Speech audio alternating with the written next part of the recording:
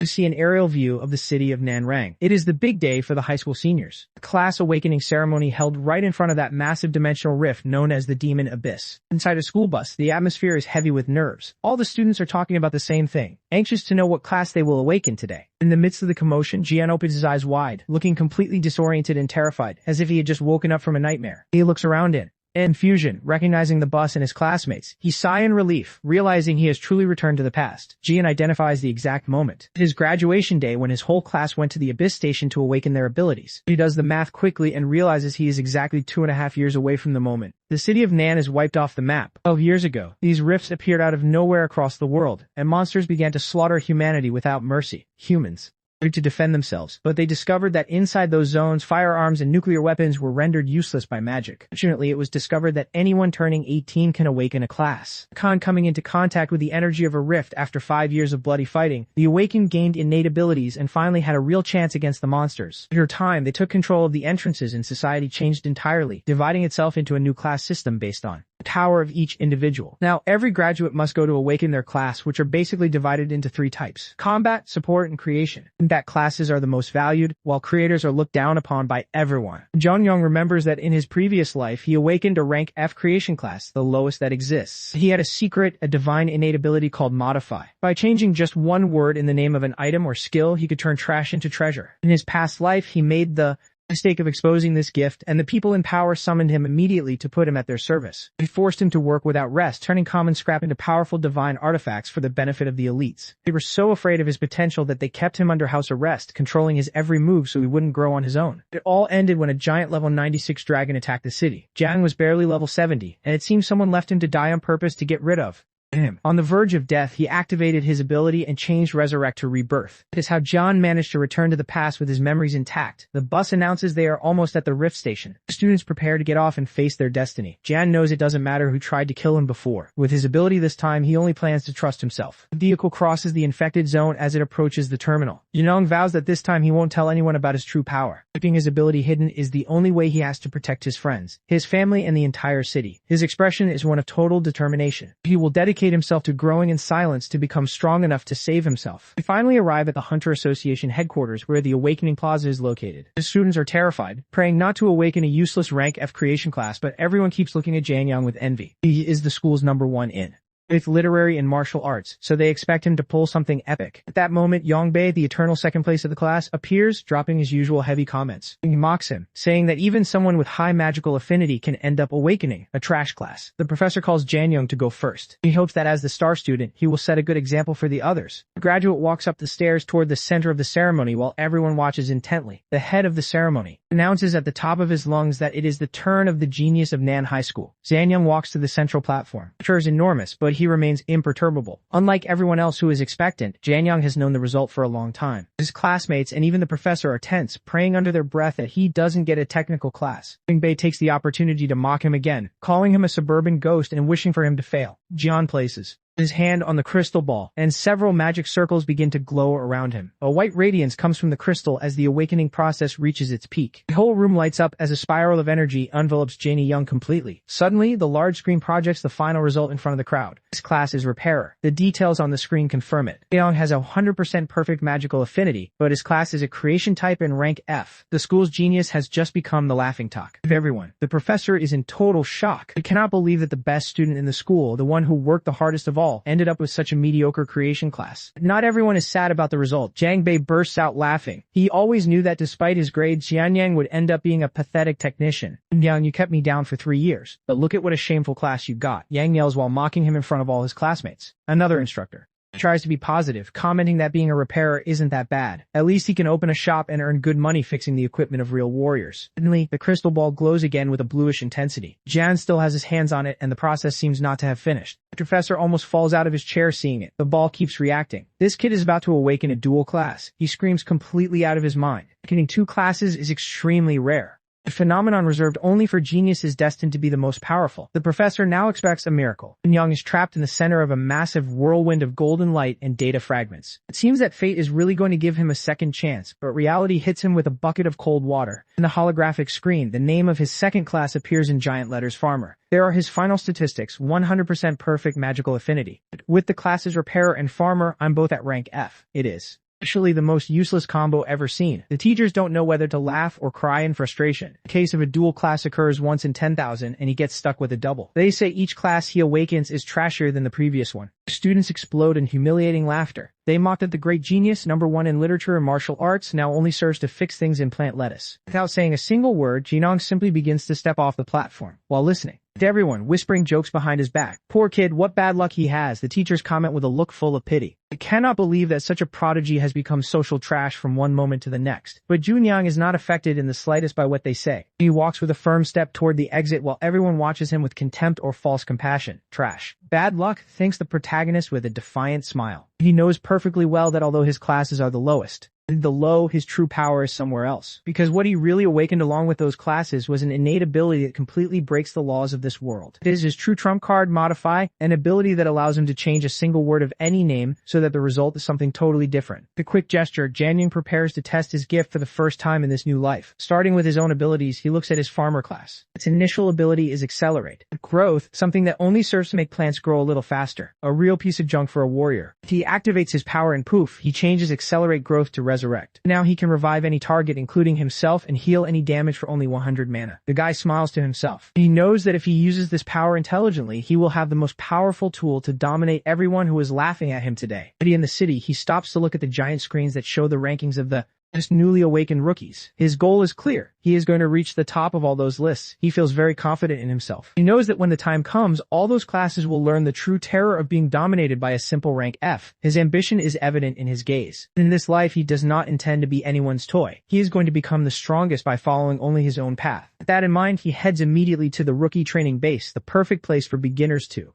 farming their first levels. The complex is full of weak creatures from the abyss raised in captivity so that rookies can gain experience without running real risks of death. Janyang doesn't just want to train. He plans to break the base's speed record that would give him the necessary points to secure his entry into the best university in the country. He approaches the entrance with an enviable calm. He is not just coming to level up. He is coming to show that the system's labels mean nothing to him. The instructor in charge checks his file and is left open-mouthed. Jian, the best student with a rank F dual awakening? He mutters, unable to understand what went wrong. The officer asks him very seriously if he is sure he wants to enter the dungeon alone. Here, rank F. Even the lowest level can be deadly if he's not careful. Another instructor puts his hand on his shoulder in a gesture of support and advises him to find a team with his classmates instead to avoid risking his life unnecessarily. Our protagonist doesn't intend to take a single step back. I'm totally sure. Please give me the basic rookie gear right now, he replies firmly. Instructors simply sigh and look at each other. They think the poor boy is just hurting his pride and that he wants to prove something impossible out of pure whim. One of them gives him an iron sword and to his surprise gives him something additional. Here is your equipment. And try not to die in there, says the officer with a compassionate tone. Chanyang notes the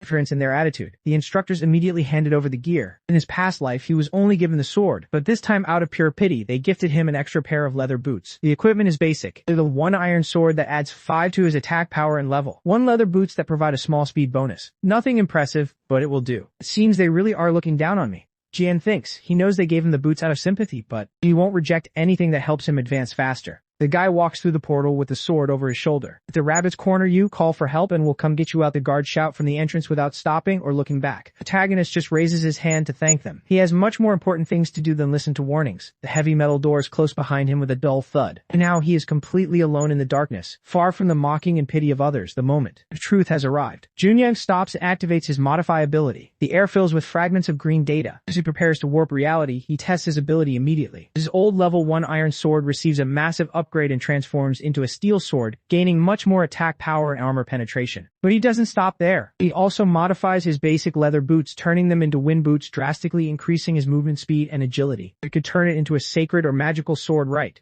now, thinks as he admires the new shine on his modified weapon. However, he remembers that there are surveillance cameras all over the place and decides it is better not to stand out too much for the moment to avoid raising suspicions. He knows full well what happens when someone shows off their talent prematurely. The shadows of his past life remind him of the betrayals and greedy hands that surrounded him back then. Even though a level 1 piece of equipment isn't a huge deal after being modified for his current plans, it is more than enough to begin his training massacre. The training field is well structured. It has a basic zone for practice, an advanced one for those looking for a challenge, and finally the boss zone. If one really wants to test themselves and break records, they must venture into the darkness of the advanced zone where dozens of red eyes lurk in the bushes waiting for prey. The final objective to achieve the clearance record is simple but brutal. Find and eliminate a Great Charge Rabbit King. that leads the zone. But first, he has to deal with the adult charge rabbits. You're level 1 beasts with skulls armored by crystal and an extremely violent temperament. John Young prepares for action. His goal is to reach level 5 quickly, and for that, he calculates he will have to dispatch at least 100 of these irritating creatures. The rabbits don't keep him waiting, letting out war cries as they launch their attack with their reinforced heads, ready to charge at the intruder. A true tide of long ears and red eyes surges toward the protagonist, covering the entire path in front of him in a suicidal rush. The plan is clear. Only when he reaches level, he can leave this initial zone behind and challenge the next stage, the dreaded wolf and clone base. The battle breaks out with fury. The rabbit jumps with force to charge him, but Juni Young has his eyes set on the future. This place is the perfect paradise to level up quickly. Fluid movements and trails of blue energy, the protagonist weaves through the horde. He trusts that this pace will get him to level 10 in the blink of an eye. He moves like lightning between the beasts, slashing and dodging with precision that no other rookie of his class could even dream of.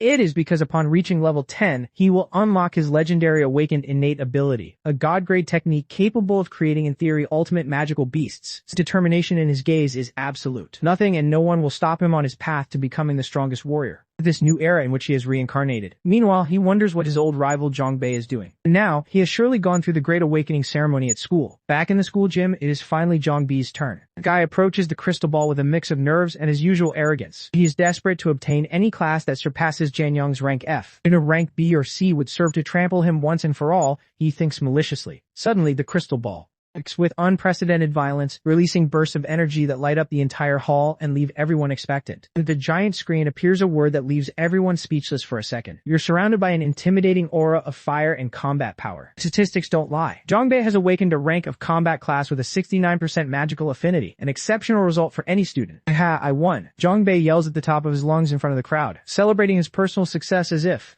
he were already the owner of the entire world. The rest of the students are in shock. After 3 long years of being in Jiangyin Changjiao, Zhangbei has finally managed to surpass him with a superior class. From now on, nobody dare mention the word second place in front of me, Yang exclaims as he adjusts his tie with unbearable arrogance. A good superiority-filled smile draws across his face. He knows that the balance of power in the room has changed radically in his favor. In the last year of Class 1 now. There's only one first place, he says while pointing his thumb down disparagingly. And that is me, Zhangbei. His followers don't take long to surround him to praise his great luck. What is that piece of trashy gonna do fight you now? They say amid mocking laughter. A revels in his own glory and asks aloud where the dual classer could have gone to hide his shame and mediocrity. One of his cronies informs him immediately that he saw him heading toward the rookie training base just a few moments ago. With a look charged with bad intentions, the group decides to go after him. That trash must be having a really hard time. Let's go give him a little help, they suggest with cruel sarcasm. As they walk away, the other students look at them with a certain pity for Jan Young. They know that Ba just wants to humiliate him publicly one more time, taking advantage of his head start. One student remembers aloud how hard Jan worked, studying in the classroom until late at night, even when the rest had already gone to rest.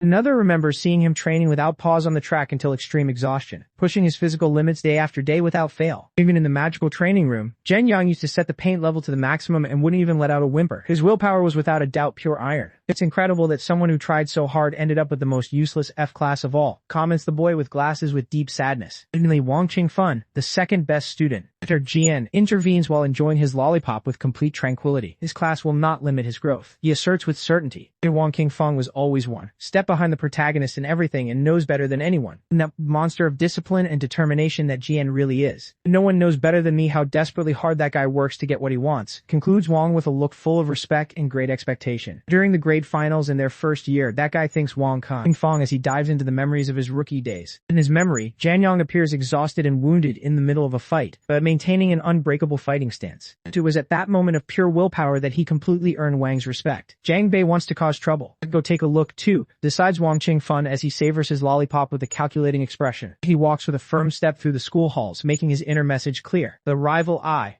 recognize can only be defeated by me. Whoever dares to touch him, let them dare to try to pass over me. Meanwhile, in the depths of the training field, Jan Young rests panting heavily. His current body is still too weak for the frenetic pace he has imposed on himself. He is sitting on a literal mountain of defeated rabbit corpses, attracting and killing more than 100 monsters. In one go is still too much for this body, he murmurs, knowing that only the final obstacle remains. Suddenly before him emerges the imposing level C charge. The King. It is a massive beast with an elemental crystal, armor on its forehead, and a temperament charged with pure violence. Young checks his status, level 4 with 94% experience. However, the previous effort has left him with serious internal injuries and the pain threatens to cloud his senses at the worst possible moment. The Rabbit King doesn't give him time to recover. The monster lowers its head, accumulating devastating physical power in the large orange crystal on its forehead. The boss launches its final Attack. With blinding speed, it becomes a projectile of fur and energy that shatters the ground in its path in a suicidal charge against the protagonist. Young activates the power of his modified wind boots, which glow with an aura of green data. He knows that a head-on collision would be his end, but he already has a master strategy to ensure victory. Charge Rabbit King wastes no time and activates his special ability, a fire headbutt coming straight for Yan Young. Jiang was already waiting for it. With a snap of his fingers, he activates his own ability, Modify.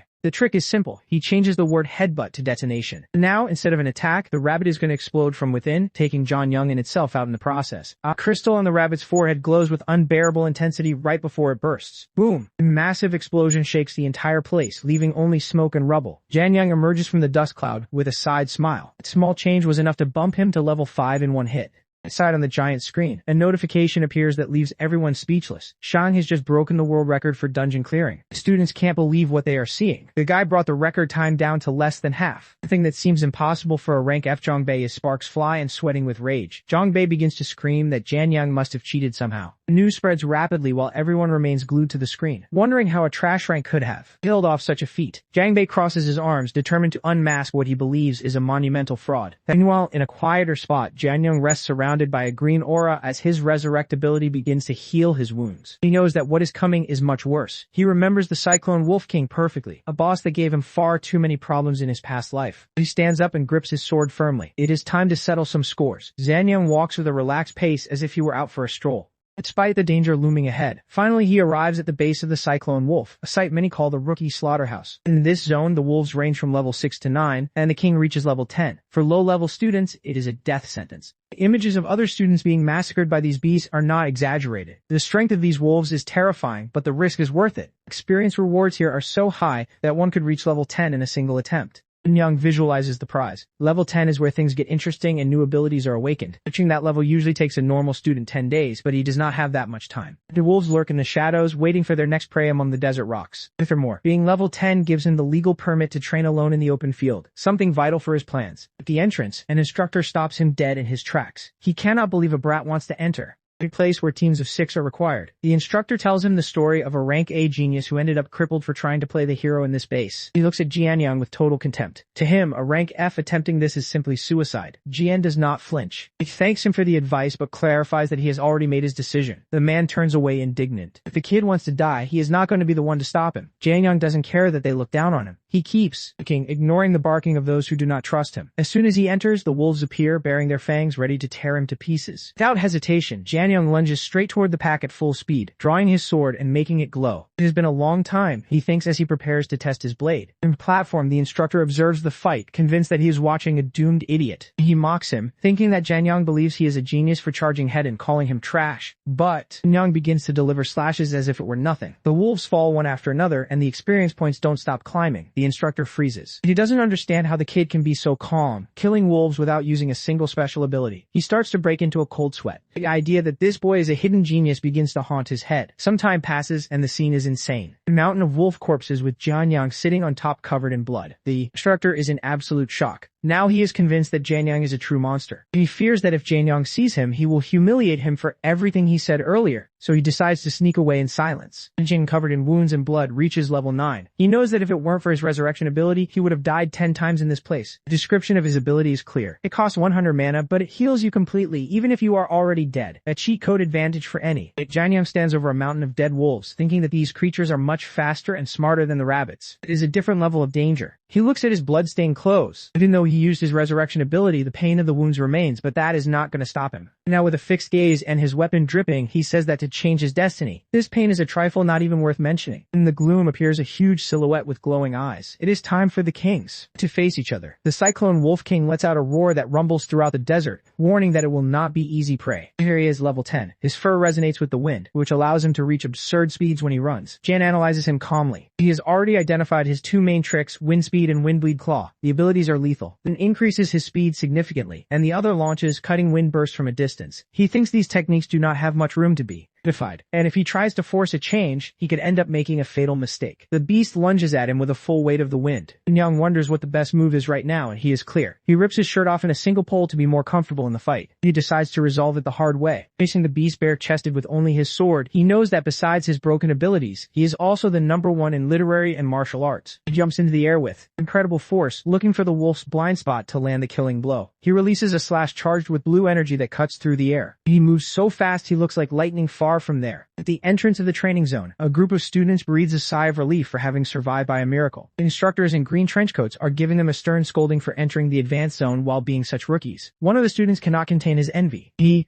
doesn't understand how he almost died with the team. While Jan Young cleared the zone alone, his classmates are absolutely sure that Jae Young cheated. Rage is evident on their faces. Just then, the giant screen confirms the unthinkable. John killed the Wolf King and set a new record at the top. People are going crazy. The previous record was almost an hour and a half, and this guy cut it down by half an hour in one single blow. See Jongbei looking at the board with a hatred that leaks from his eyes. He doesn't plan to let it stay. Like this, the guy is convinced that Jan Young is a cheater and swears he is going to ruin his reputation in front of everyone. He takes his followers to the Wolf Base supposedly to support Jan Young, but we already know he is only looking for ways to trample him. Back to our protagonist. His sword rests on the corpse of the Wolf King. The battle ended with this last boss. Jan Young reaches level 10. Now he can awaken his second innate ability. The system grants him durability and a farmer ability, called plant crafting. At first glance, it seems useless. We see his updated profile. Build 10, rank F, and his 4 innate abilities ready to be used. Jan Young is excited about his new toy. He activates Modified to do his thing again. It transforms plant crafting into universal crafting, a god-tier ability to create the most broken magical beasts that exist. This ability allows for mixing species to create superior beings. Upon reaching level 10, the success probability is 100%. Although it has its limits, Jan Young knows perfectly well that he has the greatest power of all in his hands. With this, any beast that is already strong can gain even more powerful racial abilities. It is even possible to create a legendary S-rank beast by mixing 2 A-rank ones. It is basically cheating, and if he uses a tamer scroll, he can get a battle pet that is completely loyal. Jan Young remembers with rage how others hung onto his medals in his previous life thanks to his abilities. He sees the silhouettes of those who exploited him. He was on his knees, unable to defend himself, but not this time. He is covered in blood, but with his sword firm. He swears that no one will ever use him again. He looks at the desert full of dead wolves and thinks it was a good day. It is time to head back. He finds a green magic crystal that a wolf dropped. It is a very rare object used to dope equipment. He thinks the crystals in this base belong to the association. Since he is already level 10, he can finally go to the wild zone without asking for permission.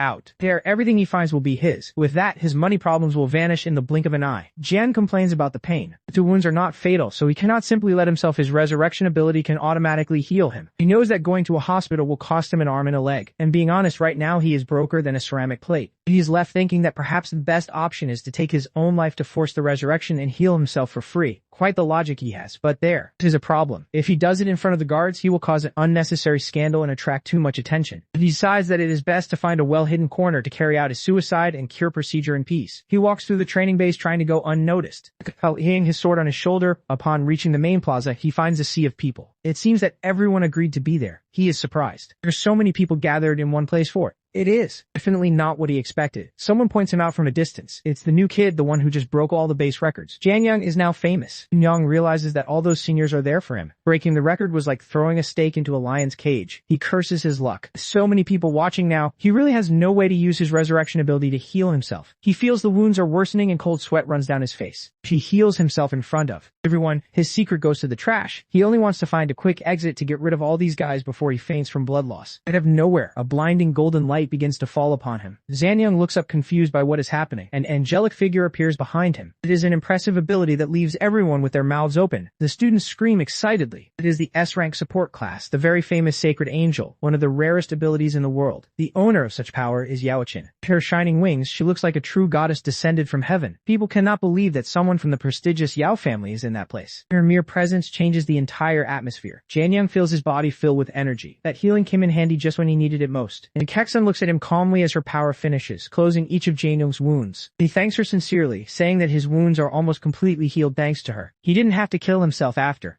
As a token of gratitude, Jan Young offers to repair her equipment in the future. He knows that support classes always need a good blacksmith at hand. Roxanne accepts the deal with a smile, saying that if her things break, she will definitely count on his help. An S-rank ally is a great start, but the peace is short-lived. Bei appears, shoving his way through the crowd while hurling insults as if he were being paid to do so. He shouts to the four winds that Jiang is a fraud and that no one should believe a word he says, his tongue dripping with venom. He mocks Johnny Young's history, reminding everyone that he only possesses 2 rank FS, the absolute lowest that exists. The students begin to murmur among themselves. It is true, a crafting class possesses no combat power, so how could he possibly have cleared the zone alone? Jiang Bei insists it is impossible for a rank F to break a record unless he purchased expensive, illegal equipment, even accusing him of using despicable methods simply because he could never surpass him. During their 3 years of high school, the spite is palpable. Young listens without flinching as Jiang Bei continues to point his finger in his face before the entire school. Finally, Jiang Bei drops his final bomb. He claims Jianyang isn't poor at all, but is actually scamming the school to keep the subsidies for himself. It is a grave accusation, and the crowd eager for drama starts to buy the story, branding Jianyang a bottom-tier human being. Jiang Bei's plan is working perfectly. With a smirk, Zhan Yongyang asks him sarcastically if he wants proof that he didn't cheat. He knows exactly where this is going, and Jiang Bei takes the bait immediately, challenging him to a fight without equipment to prove who is truly the strongest. Dixon worries and begs Jinong not to fall for the trick, telling him he has nothing to prove to a guy like that. But Jianyang just thanks her for her concern. He has other plans. He isn't going to let this bully get away with his lies in front of everyone. He draws his sword and accepts the challenge with a frightening, icy calm. The plaza falls into absolute silence. Jianyang knows he has to end this right here to prevent future headaches. Nobody's going to stand in the way of his path to the top. Jiang Bei laughs, boasting that he is a rank warrior and believing his victory is guaranteed before the fight even begins. He inhibits his berserker ability and a violent red energy begins to erupt from his body. He turns serious, showing the true power of his skill. He sacrifices his own vitality to boost his strength, agility, and defense, effectively turning into a living war tank. Jinong looks at him with indifference and comments that while he looks imposing, he hopes he can keep that rhythm up for a long time. Let the show begin. Jinong isn't intimidated by the red aura. He knows Jiang Bei is blindly trusting in the superiority of his rank A class. To Jan, that is nothing more than an empty ornament. He prepares for hand-to-hand combat, adjusting his stance. To weapons, no tricks, just raw strength against the arrogance of a supposed genius. Jianyang stands his ground, determined to teach him a lesson in humility. He is going to prove to Jiang Bei and everyone present that the strong are strong regardless of the class they happen to draw. Jiang Bei is literally burning with rage, his berserker aura exploding as he prepares for his attack. Yaokin watches, unable to believe what she is seeing. To her, it makes no sense. To rank a combat class against a simple rank F artisan is a guaranteed massacre. Jianyang stands calm, announcing that he has already returned all his equipment before the fight. He stands there barefoot without a single item on him, challenging a walking tank with pure confidence. Jiang Bei lunges forward, screaming that this is the end for Jianyang, throwing a punch heavy with red energy, but Jianyang moves just enough, dodging with the most relaxed motion imaginable. Jiang Bei is stunned to see he missed. Frustrated, the berserker goes back on the offensive with another brutal strike. Trying to connect with sheer brute force, he begins throwing a flurry of frantic punches. Convinced that Jianyang cannot dodge them forever, it is useless. Chin slides between the strikes as if he were dancing, leaving nothing but after images behind while Jiang Bei hits nothing but air. With enviable calm, Jianyang admits that the berserker class is powerful, but his gaze implies that it is useless if it never lands. An attack only matters if it connects, Jianyang says as he prepares a counterattack right inside the big man's.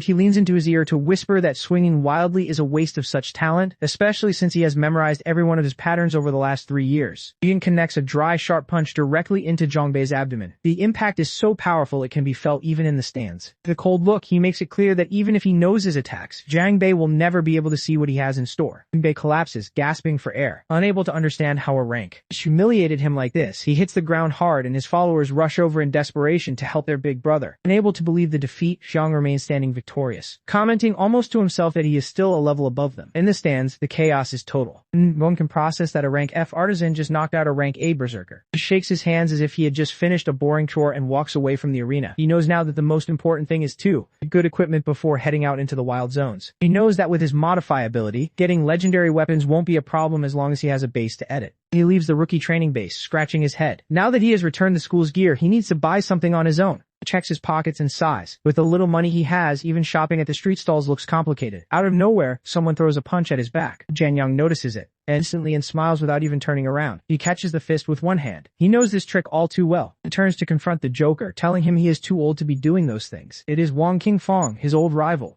purple-haired boy acknowledges that Janyang is still the #1 in both literature and martial arts. King Fong tosses him a soda can to break the ice, and they both start drinking while Wong admits he was watching the fight. He says that if Janie had lost, he would have had to step in himself to give the guy a beating. Wong Qingfun is direct. Jaeong is the only rival he recognizes. To him, trash like Zhang Bei doesn't even deserve his attention. He notes that Zhang didn't even use his full strength in the duel a moment ago. They remember their first year of high school when they faced each other for real in a ring in front of the whole school. But then, Wong Qingfun ended up beaten and admitting his defeat, raising his hand in surrender. Since that day, Wong has accepted that Jaeong is superior every year, even though they maintain that fierce competitiveness. Ian asks if he only gave him the first place scholarship because he is a rich kid who isn't hurting for money. Wong laughs and tells him not at all. He was simply afraid of those ruthless eyes Jan gets when he fights. Jianyang asks if he will surrender again when they meet in this year's national tournament. Xing's tone shifts, and he ensures that is impossible, promising that this time he will hit him so hard that Jian will end up looking for his teeth on the floor. They look at each other with defiant smiles. Wong is determined to fight with everything he has next time. They toast by clashing their soda cans in the middle of the city, sealing their promise of a future duel. Wong pulls out a card and tosses it to him. It is 2,000 credits to buy him the Cyclone Wolf Expedition Guide. He says goodbye, raising his can and reminding him to send the guide soon. Junyoung accepts the deal with a simple alright, bidding farewell to his friend as he continues on his own path. Inside, Junyoung feels grateful. He promises not to forget this favor and is determined to pay it back tenfold when the time comes. He checks his balance on his phone and smiles. Now that he has some cash, it is time to go see what hidden gems he can find in the street stalls. He walks relaxed through the city, wondering what kind of treasures await him today. Meanwhile, he enters a narrow, dark alleyway filled with pipes and cables. It is the black market street stall area, a place where the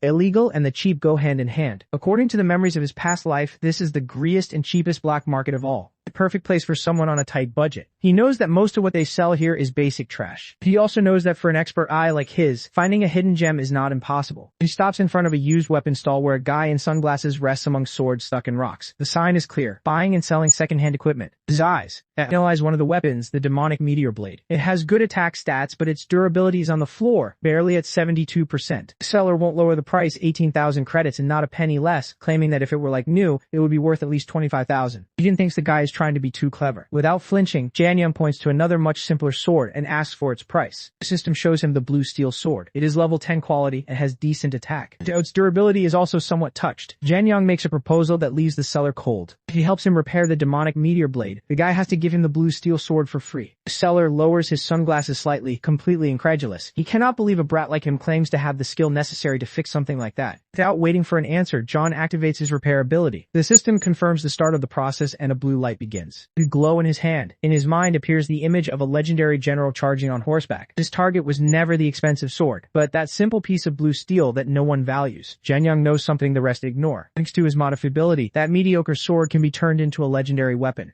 Tyler tries to bring him down a peg, asking what rank he is and reminding him that repairing the durability of a weapon is an extremely delicate and difficult process. Young replies with total honesty he is a rank finker, a crafting class considered the lowest of all. The guy is surprised. It turns out he also has a crafting class, but he is a rank D blacksmith, which in theory makes him much superior to the kid holding the damaged sword. The blacksmith warns him that not even he can guarantee a complete restoration of the durability without any risk. The blacksmith explains the basics. Durability hits 0, the weapon breaks forever. It's not a child's game. Smith gets technical, claiming that to repair such a piece, one must perceive the weapon's internal structure and reconstruct the magic flowing within. He then issues a challenge. If Janie fails the repair, the durability will drop even further, and the boy will have to pay him 18,000 credits in compensation. Yang remains impassive to the bet. Among the crowd, Yao Ketchen observes the scene with an expression of pure worry. She knows the merchant is right. Even rank B experts from her family's guild sweat, and trying to repair an object's durability. Then, watch closely, Jen Yang says with total confidence as he takes the sword. He begins to work, and memories of his past life surface. He recalls that back then he was the one in charge of fixing artifacts for the big shots. In his other life, John Young didn't fix Scrappy. He handled rank A pieces and even legendary rank S artifacts that would make anyone tremble. As his gaze turns a brilliant blue, he reflects on how other rank F tinkers give up quickly. While he dedicated his entire life to perfecting this craft, the energy flows through the weapon's magical circuits, reconnecting every fiber and restoring the flow of power with surgical precision.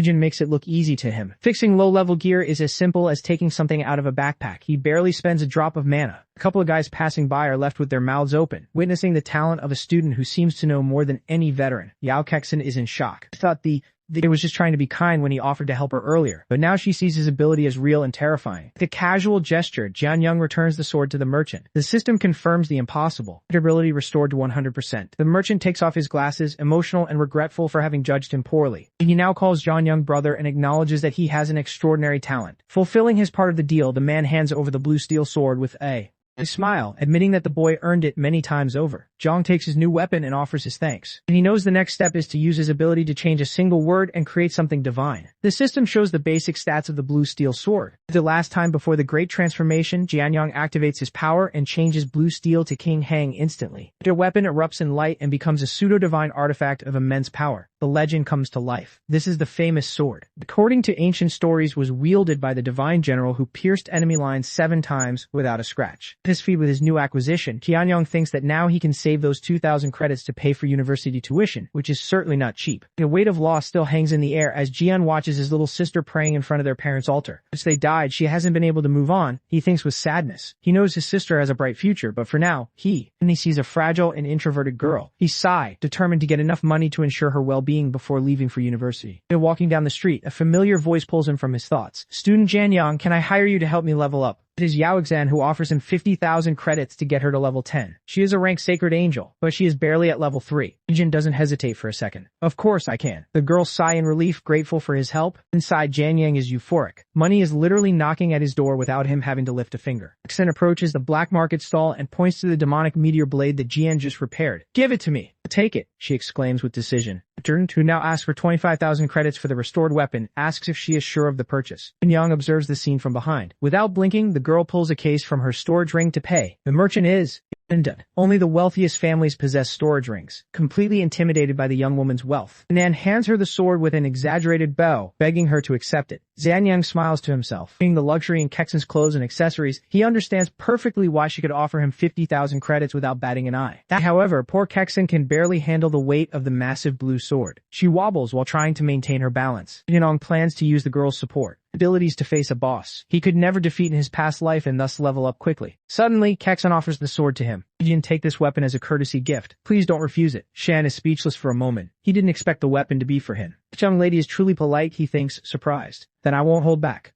Thank you very much, says Jianyang, accepting the gift. Kexen smiles, satisfied that he liked it. She watches him walk away and thinks that, even though he has a rank F class, his potential seems to have no limits. She decided to help him to build a good relationship starting now. With the new sword on his shoulder, Jianyang tells her, without further ado, I will take you to the rookie training base right now. She follows him enthusiastically. They arrive at an imposing modern building with a giant sign that reads Rookie Training Base. Once inside, Jian moves like lightning, taking down monsters while Shin levels up at a dizzying speed. She is already level 25 with an acrobatic jump. Jianyang finishes off the last enemy. The system announces that they have broken the time record in both the Charge Rabbit and the Cyclone Wolf phases. In the city, the giant screens show the achievement. Shannon and Yaoxan have beaten the hard mode of the Cyclone Wolf face in record time. People in the streets cannot stop talking about it. To wonder who the girl accompanying the now famous Jiang is. Some recognize the name Yaoxan and wonder if she belongs to that Yao family, which causes a great stir among those present. They refer to the Dali Chamber of Commerce, one of the 10 most important in the country, whose leader has the same last name as the girl. Meanwhile, in a desert zone, Kexen is exhausted. They almost reached level 10. Can we rest a little? She asks while catching her breath. Jianyang, who is already level 13, encourages her to keep walking. We'll rest while we advance. Your current physical condition can handle it, he says calmly. In front of him appears the image of a terrifying beast. Jianyang is determined to take advantage of Texan's rank as support to attempt something bold. He is referring to the only rookie training base that has a rank danger level, a deadly challenge for anyone of their level. They stop in front of a massive entrance guarded by soldiers, the Hellflame Boar training base. The instructor in charge recognizes him immediately. Jianyang, I know you've broken records, but this is different. He warns seriously. He reminds him that the Hellflame Boar King is infinitely more dangerous than any other creature they have faced. Jianyang replies that there is no glory without risk. Kexen seems nervous, but Jiang trusts that with her support abilities, they will be able to overcome this once-in-a-lifetime opportunity. Huge gates begin to open with a metallic rumble. The instructor sighs and wishes them good luck on their mission. Thank you for the good wishes, Jiang responds. As they enter the darkness of enclosure alongside a somewhat restless Kexen, the interior is a misty and silent forest. Kexen looks around confused, noting that there isn't a single monster in sight. Jiang clears up the mystery. It is because in this base there are no lesser monsters. Here there is only one boss. Kexen's jaw drops from fright. Only one boss, she repeats, unable to believe what she just heard. Suddenly, the ground begins to tremble violently under their feet. Jian stands on guard. That guy is coming. Gigantic. Hideo emerges from the fog. It is the Hellflame Boar King Kex and bursts into tears of fear before such a monster. With a smile of confidence, Jianyang draws his glowing sword. "Only someone like me is worthy of being my opponent," he exclaims bravely. The Hellflame Boar King snorts with fury, its blue eyes shining with a lethal light as it prepares to charge. In front of him stands the Hellflame Boar King, a level 15 beast with a body temperature of 200 degrees. Its blue eyes shine with fury, challenging the young man. Jian does not lose his calm and gives clear instructions to Yao Shen. "Get ready. Cast Sacred Light to heal me." The girl with her angel wings unfurled nods with determination to face a powerful monster. Urges Jianyang as he charges forward with his sword drawn, ignoring the suffocating heat emanating from the creature.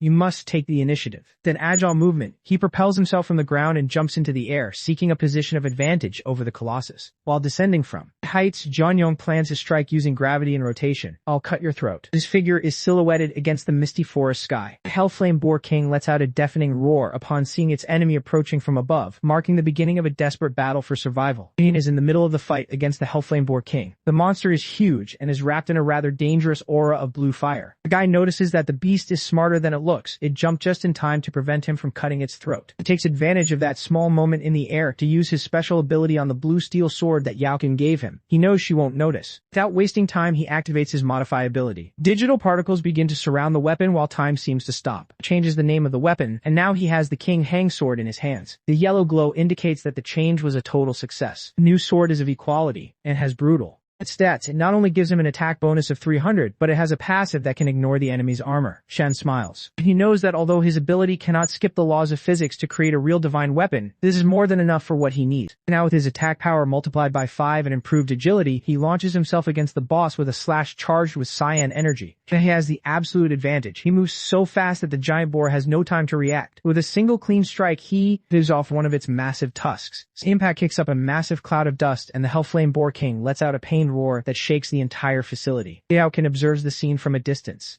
Stunned by what she has just witnessed, quickly uses his ability to restore the sword to its original name, not wanting Yao Exan to notice anything strange once the fight ends. The girl is in disbelief, wondering how it is possible for a rank weapon to cut through the toughest tusk. Such a monster. She concludes that it wasn't the weapon's quality but Ganyang himself. She is convinced that his raw strength is the key to everything. She reflects on the fact that despite having rank F classes, his martial arts skills must far surpass those of normal combat classes. Shen Yang glances at her, noticing she is lost in thought, and warns her that this is no time to be distracted in the middle of a battle. He shouts for her to cast Sacred Light immediately, knowing that if he kills Boar alone, she won't receive a single point of experience for the mission. She reacts at once, thanks him for the heads up, and raises her bond to cast the spell on him. With the boost from the spell, Jenny Young prepares to finish off the beast. The Boar King's aura intensifies, but Jinong doesn't back down. He begins to plan his next move, thinking that using Modify as an instant cast could function as a new form of attack. He looks at his other sword, the Demonic Meteor Blade, and wonders what he could transform it into this time. Perhaps something god tier. Ultimately, he decides it's better not to take the risk. If the name he chooses is too powerful, the modification might fail or even cause him harm. The Boar King doesn't wait any longer and activates its innate ability. Hell Flame Charge. Scorching blue fire surrounds its entire body. Nyang feels the timing is perfect as he is also eager to end this battle once and for all. The monster lunges at full speed, leaving a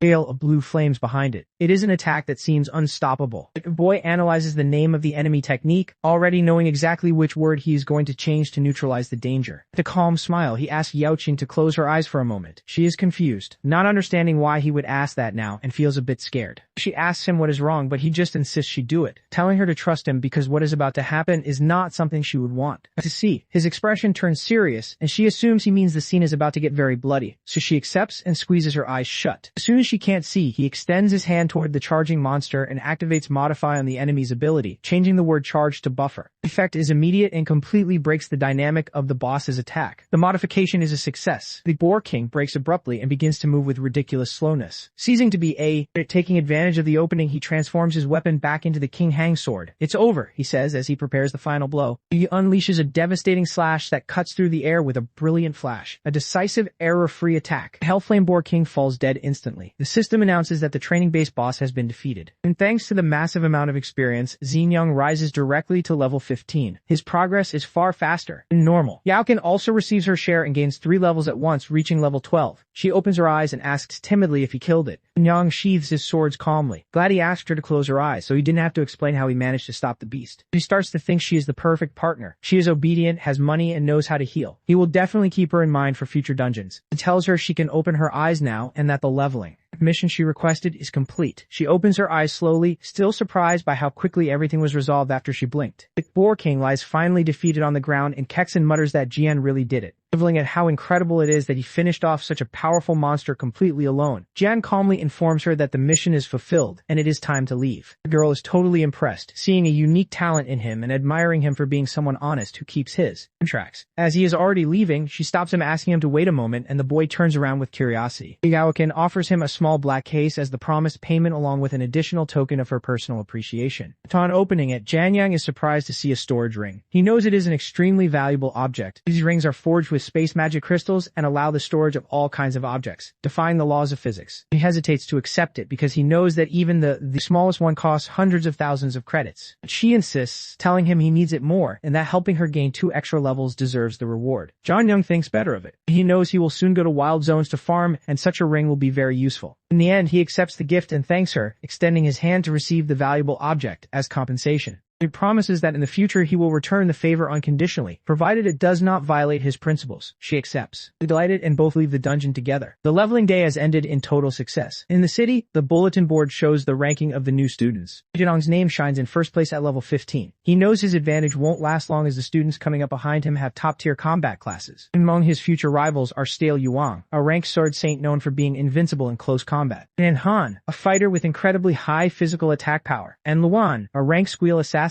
specializing in stealth attacks and extreme speed. Jianyang recognizes them all from his past life. He knows that sooner or later he will have to face them for the top spot in the city. Far from being worried, he smiles with confidence. He is eager for the moment to fight them all. Suddenly, a distorted image of a girl appears in his thoughts. Before dwelling on it, he murmurs to himself and decides the first thing he must do is take a trip back to his old home to settle pending matters. He remembers with bitterness how in his past life he was separated from his family, leaving his little sister to grow up in total loneliness. He says goodbye to Yokeksen, who asks him to enter a dungeon together again as soon as they have the chance. He walks through the slums, remembering that in his other life he was never able to return to this place after being taken by the adults. He thinks of his sister Yenyao. He knows that in the future she will awaken a very powerful rank A combat class. He opens the door to their humble apartment and finds her there. The tension in the atmosphere is evident. She is Jianyao, his 15-year-old sister, a somewhat withdrawn girl who greets him by letting him know that dinner is served. They sit down to eat at a small table. She has been this quiet since their parents died in a demon nest. He remembers the happy days from 3 years ago when their parents were still alive, and she smiled all the time. The loss of their parents was too hard a blow for her, changing her character completely and making her melancholic. Now they eat. Jianyao drops an unexpected bombshell. She plans to drop out of school immediately. Yang is stunned and shouts, asking the reason for such a sudden decision. He reminds her that her grades are excellent and that it makes no sense to quit right before the high school entrance exam. She confesses that she saw his name in the first place of the city ranking and that she is very proud of him. She tells him he has always been the hardest worker and she is sure he will become a powerful awakened who will save the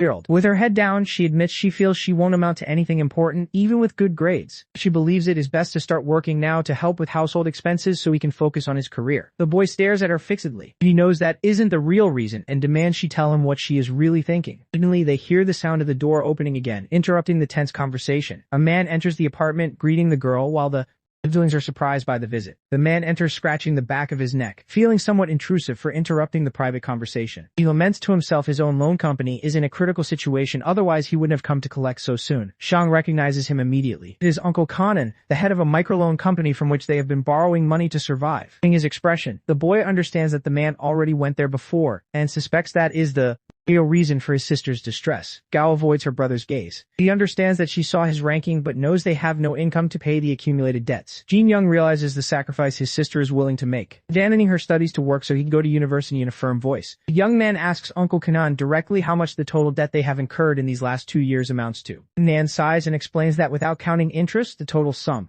is about 43,000 credits. To everyone's surprise, Jian takes out a card and hands it to him, telling him that there are 50,000 credits to settle the debt and interest. And Yao is left speechless, unable to imagine where her brother got such an amount of money overnight. He notices his sister's confusion and fear and wants to explain it all, but prefers to wait until the lender leaves the apartment. Kokonan, catching the hint and visibly relieved to have been paid, nods and prepares to leave. He says goodbye. Friendly to the two young people and tells them not to hesitate to contact him if they need his help again in the future. Once the door closes, the girl's concern explodes. She fears that her brother has Jung gently pats her head to calm her down, assuring her that he earned every credit legally through his own skills. With a confident smile, he explains that he is on track to become the top student of his class and the prize for achieving that is 300,000 credits. He urges her to stop worrying about money and insists that she does not need to sacrifice her future to support him. Ino bursts into tears, realizing that her older brother has perfectly understood all her fears and the sacrifice she was planning to make. He hands her the rest of the funds, insisting that she shouldn't hold back, as from now on they will have more than enough resources to live well. He encourages her to study and train hard with a radiant smile, showing her that the future is bright for both of them, and jokingly promises that soon everyone will know her as the sister of the #1 student. So, she must also strive to become stronger. She can only nod through her sobs, deeply moved by his unconditional support and the new strength her brother demonstrates. Ino throws herself into his arms, promising with determination that she will never do anything to shame the Jian family name. As he hugs her, Jianyang plans his next move. He needs a way to earn more money while leveling up simultaneously. His mind turns toward the demon dens of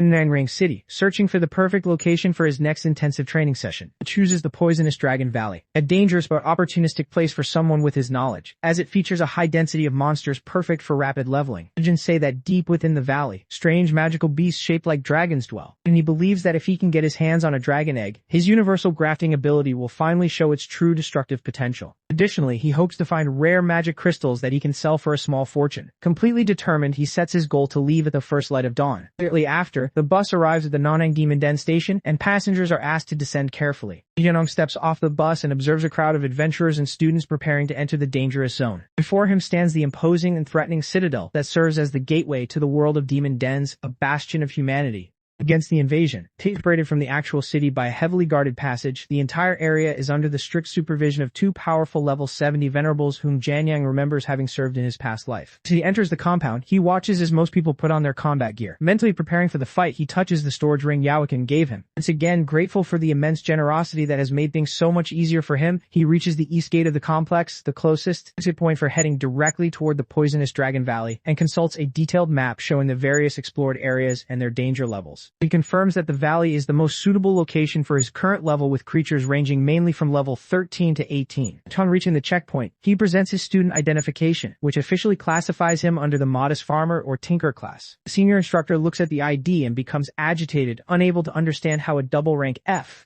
plans to enter the poisonous Dragon Valley alone, warning him that people die for real out there. Jin retrieves his card without flinching at the warning, thanking him for the advice but making it clear that he has no plans to die today. The instructor watches him walk away with a bead of sweat on his forehead. He doesn't want to let the boy walk straight into a slaughterhouse because to him every life is valuable regardless of rank. Without thinking, the instructor reaches out his arm to grab him and stop him from advancing, but he ends up grasping only air. Jianong moves so fast that the instructor strikes nothing but an afterimage. The instructor is in total shock, unable to believe that a brat could dodge him so effortlessly, especially since he is a level 30 awakened. In the outskirts, a soldier stops his captain dead in his tracks and warns him that the boy walking away isn't just some nobody. It's Jiang. The captain can't believe it. Learning that Jianyang is an exceptional talent who took first place in everything and even broke the training base records, they stare at his retreating figure, stunned that a rank F could have that level of combat prowess, something not even S classes had achieved before. Jin reaches the entrance of the poisonous Dragon Valley, a place that looks like a radioactive nightmare due to the thick green fog. His situation is dire because the air is toxic, so he pulls out one of the mandatory antidote pills to avoid kicking the bucket. He swallows it in and go. Each pill costs $50 and only lasts 3 hours, and since he is short on cash, he has no time to lose. It's a minute passes before he is swarmed by level 13 green-winged bats eager to bite, but Jianyang doesn't flinch. He cuts them down as if they were made of paper, and his experience starts climbing immediately. He looks at the corpses and smiles. Such creatures only gave him a tiny nudge in his progress, but it's a start. To avoid staying there all day, he decides to turbocharge the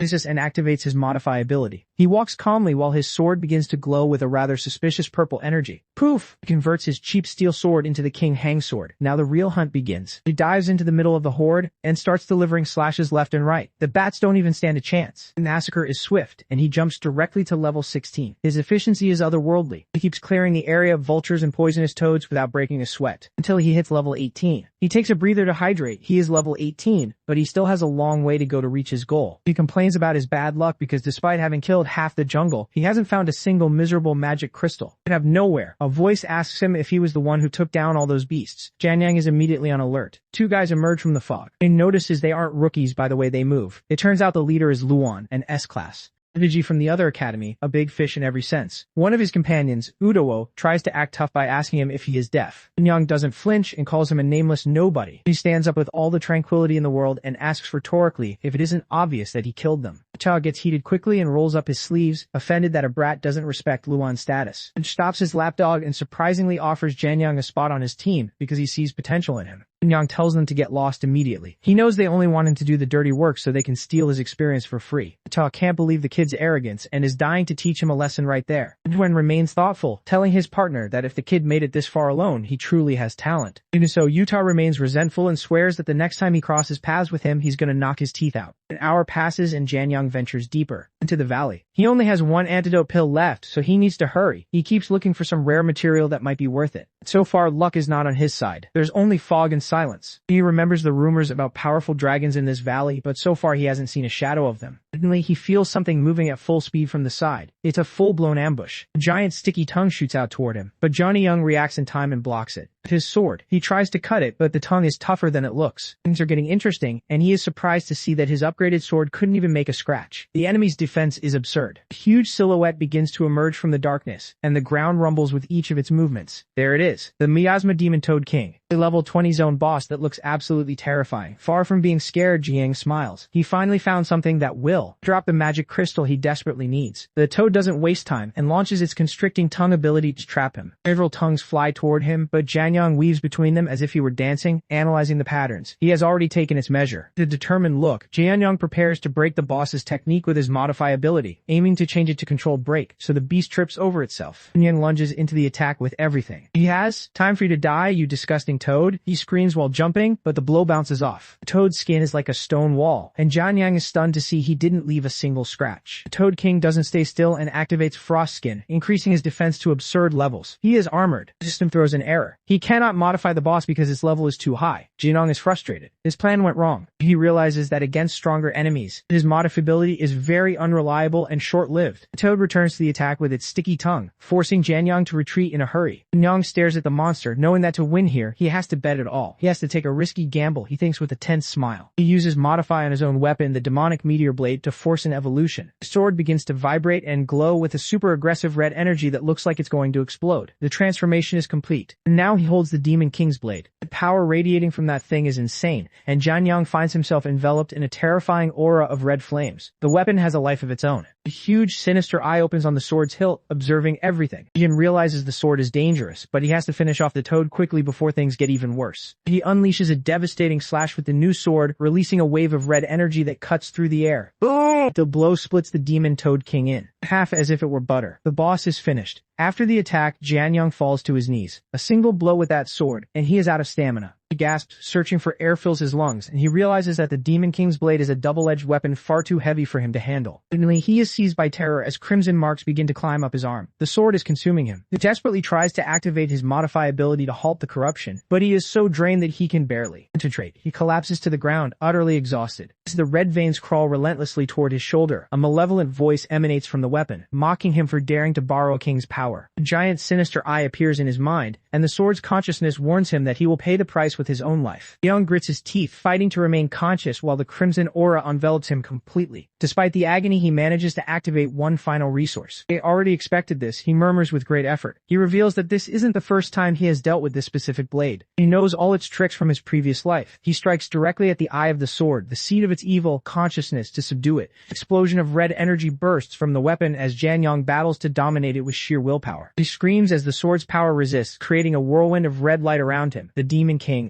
consciousness shrieks as its presence fades. Defeated, Janyang lets out a sigh of relief. Finally, the red mark on his arm stops advancing. By attacking the weapon's consciousness directly, he has managed to halt the erosion just in time. He was saved by a miracle. He knows that once he recovers his strength, he must rename the sword to end this threat for good. He sits there resting, remembering that in his past life he faced a similar, though much more lethal, situation against the Ninth Demon King. Back then, it took a level 80 general to stop it. Thanks to that terrifying ordeal, he now knows exactly how to handle such anomalies without being consumed. He stares at the sword, wondering if these demon kings originate from some other more horrific world. Yang stands up, still slightly weak, but with the situation under control. It is time to execute Modified to change the sword's name into a rotten jaw blade. Stripping away the danger, he approaches the remains of the toad. "Disappoint me, boss," he mutters while searching for the loot. He picks up a brilliant purple crystal floating in the shadows. Mission accomplished. The crystal is his. He has stumbled upon a magic crystal from a level 20 boss. Easy money for his bag. In addition to the Toad King, he collects the remains of all the monsters he slaughtered, knowing they are worth a fortune. He suspects that selling them on the black market will yield much higher profits than the official market. But the most important thing is that he is just leveled up after taking down the boss. He has reached level 20. Gaining 2 levels in one go is absolutely insane for anyone. He begins to scheme on how to exploit the system to reach level 100 by finding a glitch, but he realizes the risk is too high. If the system fails, the entire city of None could reset with him. He decides it's better not to gamble so recklessly. It turns out that every 10 levels grant him a new innate ability, and since he is now level 20, he unlocks Dismantle to obtain materials and Tasonry, which seems like a useless skill at first glance. However, with a single word change, he turns that trash into damage immunity. Immunity to damage. That is truly a god tier ability. It will be a lifesaver in critical moments. He decides it is time to return. But suddenly, he notices something strange in the valley's air. No one is watching him from the treetops. His piece is over. He recognizes the intruder. It is one of Lu Yun's subordinates, the assassin. He appears on the scene, knife in hand, ready to ambush him from behind. It is Liu Towo, a rank B assassin who thinks highly of himself for being level 17, and he comes straight to teach Jiang a lesson. It activates his extreme speed ability to lunge at what he considers rank F trash. The assassin is convinced he has Jianyang cornered, mocking his inferior class. But to Jan, the attack is predictable and incredibly boring. He blocks it without breaking a sweat, and with a single move, Jianyang counterattacks, taking the assassin out. In the fight, Liu ends up on the ground spitting blood, unable to understand how he was defeated so quickly. He is in shock, failing to grasp why Jianyang's speed is superior to his own. And to make matters worse, he notices Janie is wearing an incredibly expensive storage ring. It is a total humiliation for Lua. Jianyang lectures him on why class isn't everything. Training and attributes are what dictate the outcome. Yuto realizes he has no chance and is completely finished. But suddenly, Jianyang notices another presence, far more dangerous, lurking in the shadows. He narrowly dodges a surprise attack coming straight for him. Things just got serious. A new rival appears, a Heil assassin who has come to test Janie's strength. They've clashed their weapons in a frantic duel that sends sparks flying everywhere. The newcomer admits that Jianyang's sword is very good. Not bad, he says. Jianyang returns the compliment, analyzing every movement of this new powerful opponent. The assassin steps back slightly, admitting that Jianyang is an opponent worthy of his attention. Luan wants to see what the #1 rookie in the rankings is truly capable of. Jian laughs. He sees his rival still isn't fully convinced of his true strength, so he throws out a challenge. Let's make a bet. Whoever loses must hand over their weapon to the other. Deal. Lu Yun, the rank S assassin, activates his Gale aura. Jianyang prepares for combat. His personal treasure is about to become a rank's weapon. Luan shifted into a defensive stance. His eyes locked firmly on Jianyang as countless thoughts raced through his mind. My class was destined to be faster than anyone else. Speed is my everything. In the moment that thought crossed his mind, he exploded forward like a bolt of lightning and charged straight at Jian without the slightest hesitation. Jian raised his arms and weapons to defend himself, struggling to keep up with the barrage of attacks coming at him from every angle even while blocking. He could not help but feel shocked. It's truly outrageously fast, as expected of an S-rank combat class. That far away was lying on the ground while witnessing the entire battle unfold before his eyes. Excitement filled his face as he shouted loudly, "So cool! Just take him out like this, brother." Seeing Jianyang apparently struggling to defend against his speed, Luan became even more confident. A victorious smile slowly appeared on his face as he thought to himself, "Too slow. He is simply not my." And Frank class is ultimately just Frank. In Luan's eyes, the outcome of the battle had already been decided. Jianyang seemed incapable of matching his speed, and every second that passed only strengthened his belief that victory was within his grasp. And in a sudden flash of movement, Lu Yuan disappeared from Jianyang's sight and instantly reappeared behind him. Gathering all of his strength into a single devastating strike, he aimed directly at Jianyang's blind spot. A confident grin spread across his face as he swung his attack forward. This strike will end everything. At that very moment, blood splashed into the air. For a brief second, everyone believed the battle was over. But in the next instant, an unbelievable scene unfolded without even turning around to look behind him. Jian had casually reached out with one hand and stopped Lu Yuan's attack dead in its tracks. The strike that was supposed to decide the battle had been completely halted. Silence seemed to fall over the battlefield. Luan's eyes widened in disbelief as his body froze where he stood. He could not understand what had just happened. His greatest weapon was his speed, the very thing that allowed him to dominate his opponents and overwhelm them, and that realization sent a chill through his entire body. Jian looked directly at Luan, his expression calm and unwavering despite the intensity of the battle. There was not a trace of panic in his eyes as he spoke in a steady voice. The victor has been decided. Hearing those words and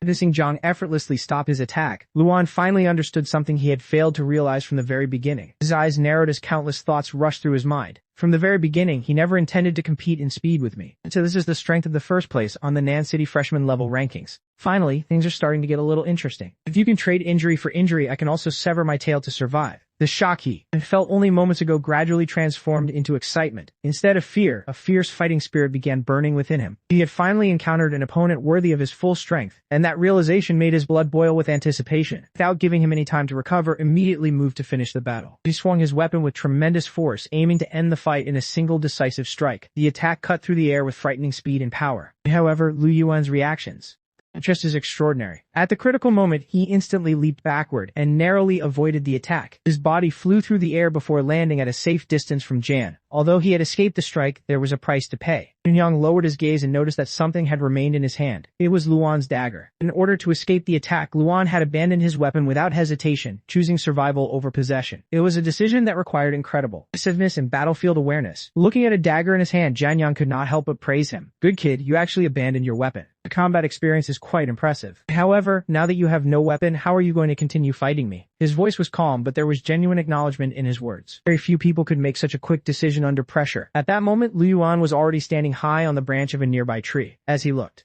down at Yan with a confident smile on his face, far from looking worried, he appeared completely relaxed. And then he answered with a grin, I really like this type of short sword, so I usually keep 3 of them prepared in my storage ring. Xinyan looked at Lu Yuan and could not help but think to himself, I almost forgot. He is the eldest young master of the prestigious Lu family of Nan City. Though this B-rank weapon is expensive, to him it is nothing more than a drop in the ocean. However, defeating such a favored son of heaven is what makes this feel even more satisfying. At that moment, Luan raised his newly drawn short sword and activated one of his abilities. A powerful aura immediately surged from his body as his expression became more serious than ever before. You are the first opponent who is going to witness this. I originally thought it would be that sword saint. As soon as those words left his mouth, the battlefield was engulfed by violent winds. The name of the skill was revealed. Yale Fierce Slash. With a loud roar, Luan swung his blade at astonishing speed. Instantly, countless wind-infused slashes burst forward like a raging storm.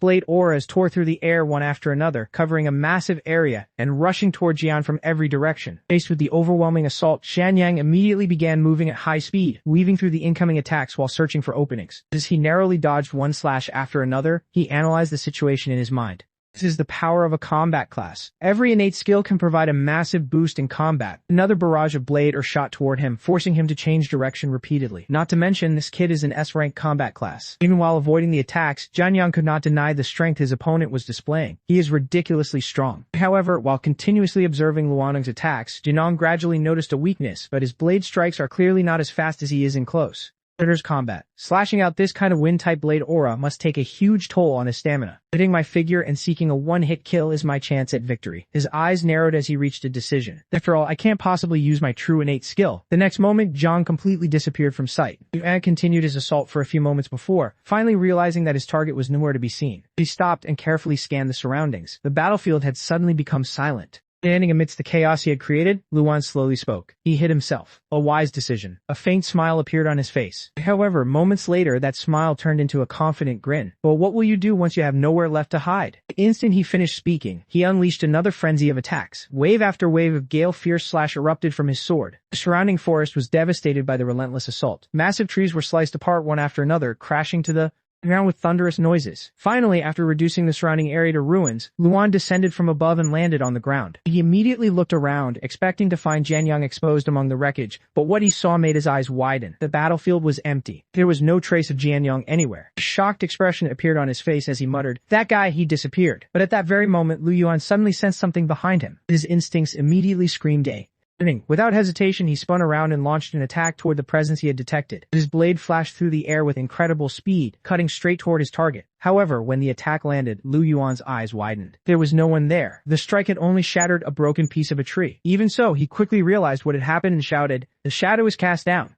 I see you." Yet the person he thought he had found was nothing more than a decoy. At that moment, a figure slowly emerged from the mist in front of him. Janyang stepped forward calmly, his sword in hand and his gaze unwavering. And he spoke, "A feint to the east, strike to the west, I win." Hearing those words, Lu Yuang's expression became increasingly complicated. In his mind, countless thoughts surged forth. An F-rank class actually pushed me to this extent, using the terrain here and even the plants. He looked at Jinong with a mixture of disbelief and admiration. If you're an A-rank class, I really don't know how strong he would be. But what a pity. No matter how strong he is merely an F-rank class. Well, I am a true S-rank combat class. How could it be possible to be defeated by you just like this? Refusing to accept defeat, Luan activated another ability. A brilliant light erupted around him as a powerful barrier instantly formed before his body. A shield stood firmly between him and Janyang, blocking the incoming attack path. Seeing this, Jianyang's eyes narrowed. This kid is also broken through level 20, and he has another innate skill. However, his confidence remained unchanged. My Qingdong sword is not to be trifled with either. The pressure emitted from Jianyang's sword rapidly increased. The air itself seemed to tremble under its power. Luan's barrier held for a moment, but soon cracks began spreading across its surface. Jianyang's sword started vibrating from the tremendous force being exerted. Looking directly at the shield before him, Jianyang said, "Even if you have a shield, you can't withstand such a powerful attack." In the next instant, he unleashed a full-force strike. Boom! The barrier shattered completely. Fragments of energy exploded in every direction as the shield was destroyed. The remaining force of the attack slammed directly into Lu Yuan, sending him flying a tremendous distance away. His body crashed through the battlefield before finally coming to a stop far in the distance. After watching him disappear into the distance, Jianyang stood insolently and looked ahead. Then he muttered to himself, "Should I pursue further?" For a brief moment, he considered finishing the fight. However, he quickly shook his head. But it obviously hasn't reached the point of a life-and-death struggle. Moreover, Lu Yen isn't a bad person. In my past life, he also led the Lu family to resist the monster invasion. Meanwhile, far away from the battlefield, Lu Yuan lay on the ground. His condition was miserable. His clothes were torn, his body ached from head to toe, and his stamina was nearly depleted. Yet, despite his condition, his fighting spirit had not completely vanished. As he struggled to stand, he thought, "I haven't lost yet. Wait until he gets closer, and I'll give him a Win-B blade point blank. Even if my stamina is exhausted, I must severely wound him." However, as those thoughts crossed his mind, another realization followed. But as someone with an S-rank class, to actually be pushed into such a desperate situation by an F-rank like him, he clenched his fists. So an F-rank class can also grow to be this strong. Despite his shock, he still held faith in his own future. No matter what, my potential as an S-rank is definitely higher than his. Soon afterward, he saw Jianyang approaching from the distance. Believing that the battle was about to continue, Lu Yuan secretly prepared one of his daggers for a final surprise attack. His eyes remained fixed on Jianyang, but then something completely unexpected happened. Jan stopped in front of him and extended his hand. There was no hostility in his expression. Instead, there was only respect. Then he said, "It seems we fought to a draw. We are really strong." Luan was completely stunned. His mind went blank. Nothing about the situation made sense to him. Confused, he asked, "What do you mean by this?" Jianyang smiled slightly. "I mean that you are an opponent worthy of my attention. Call this match a tie." For a moment, Lu Yun simply stared at him. Then he noticed something in Jianyang's eyes. There was no arrogance, no contempt, no sense of superiority, only genuine acknowledgement. Jianyang quietly thought to himself, "This is a look of acknowledgement. He doesn't look down on me." His expression gradually softened. "And I am strong, but he is also strong." At that moment, he understood something important. "I understand now. There is always a higher mountain, and there is always someone stronger." The pride he had always carried began transforming into maturity. Looking at Jianyang, he sincerely said, "Thank you for teaching me this truth." After that, the two young men reached out and shook hands. The fierce battle that had shaken the forest ended with mutual respect. Juan looked directly at Jianyang and declared, "I admit you are a true powerhouse, a powerhouse worthy of being seen as my opponent. But next time I will definitely defeat you fair and square at the Freshman in 100 tournament." Jianyang smiled confidently before replying, "Then you'll have to work much harder to get stronger otherwise." His eyes sharpened slightly. "You will lose the qualification to be my opponent." Lu dragged Luan away while shouting at Jian, "You little punk, just you wait. Dare you leave my Yuan bro that banged up?" Lu Yan immediately turned toward him and said, "Watch your mouth from now on. You show him the same respect you show me." Hearing that, Liu Tao could only nod his head. Luan then looked back at Jianyang with a smile and, "This time I'm going all out and beating him for sure." Jan watched him leave and smiled faintly. In his mind he thought, if you really went all out, the moment you shouted the name of your first skill, you'd already have lost. After all, Gale Rending Slash has so many ways I can tweak it. It's a shame though. After such a big fight, I didn't get any real gains. So it was a draw, I even gave that dagger back. Kind of feels like working for nothing. As Young scratched the back of his head, he suddenly felt a huge surge of energy coming from nearby. His attention was instantly drawn toward it, and he narrowed his eyes. "What's that?" he muttered. A moment later, he seemed to realize something. It must have been back then. His slash made something invisible show itself. "Looks like some kind of special poison mist. Let's go take a look. Maybe I'll even run into another boss tier monster." Without wasting any time, Shanyang activated his Vivification skill and converted his damage immunity into poison immunity. The effect of the skill immediately appeared before him. The 20 minutes grants immunity to toxins at dank and below. Seeing this, Zhang nodded with satisfaction and said, "With this skill, I can save my antidote pills for now." So, what exactly is hiding inside that strange poisonous fog?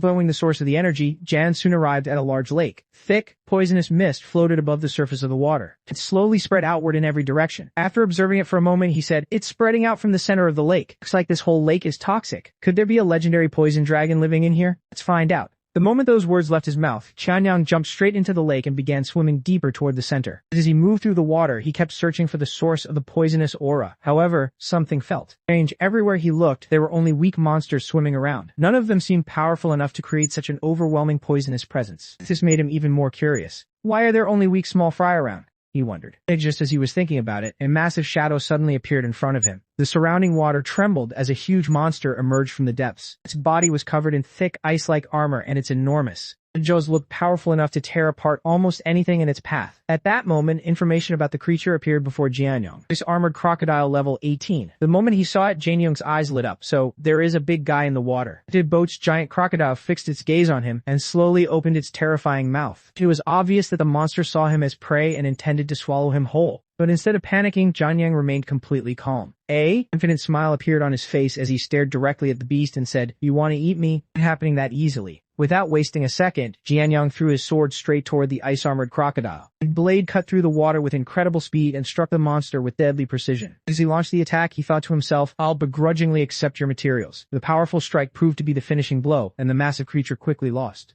its life. Watching the enormous body sink motionlessly, Jianyong examined it for a moment before shaking his head. "This guy's so huge there's no way it'll fit in my storage ring, but I can try out my new dismantle skill." Curious to see how effective the skill was, he immediately activated it. Information about the ability appeared before him. Dismantle can dismantle items of level 10 or below to obtain materials, and 10% chance to trigger reward crit. After activating the skill, Jianyong quickly to work. The process was surprisingly smooth, and it did not take long before the giant monster had been properly dismantled into useful materials. Looking through the results, one particular item caught his attention. He picked it up and inspected it carefully before nodding with satisfaction. "Now, this hide is pretty good. To keep it." After storing the valuable material away, Jianyong prepared to continue his investigation. The mysterious energy he had sensed earlier was becoming stronger and stronger with every passing moment, and only then did he realize how close he had already come to its source. "I didn't even notice. He'd gotten this close to where the strange poison mist is coming from. Let's see what's actually over there." With his curiosity growing, Jianyong began moving forward at a much faster pace. The deeper he traveled, the stronger the poisonous aura became. At the same time, countless thoughts continued running through his mind. The terrain all around has been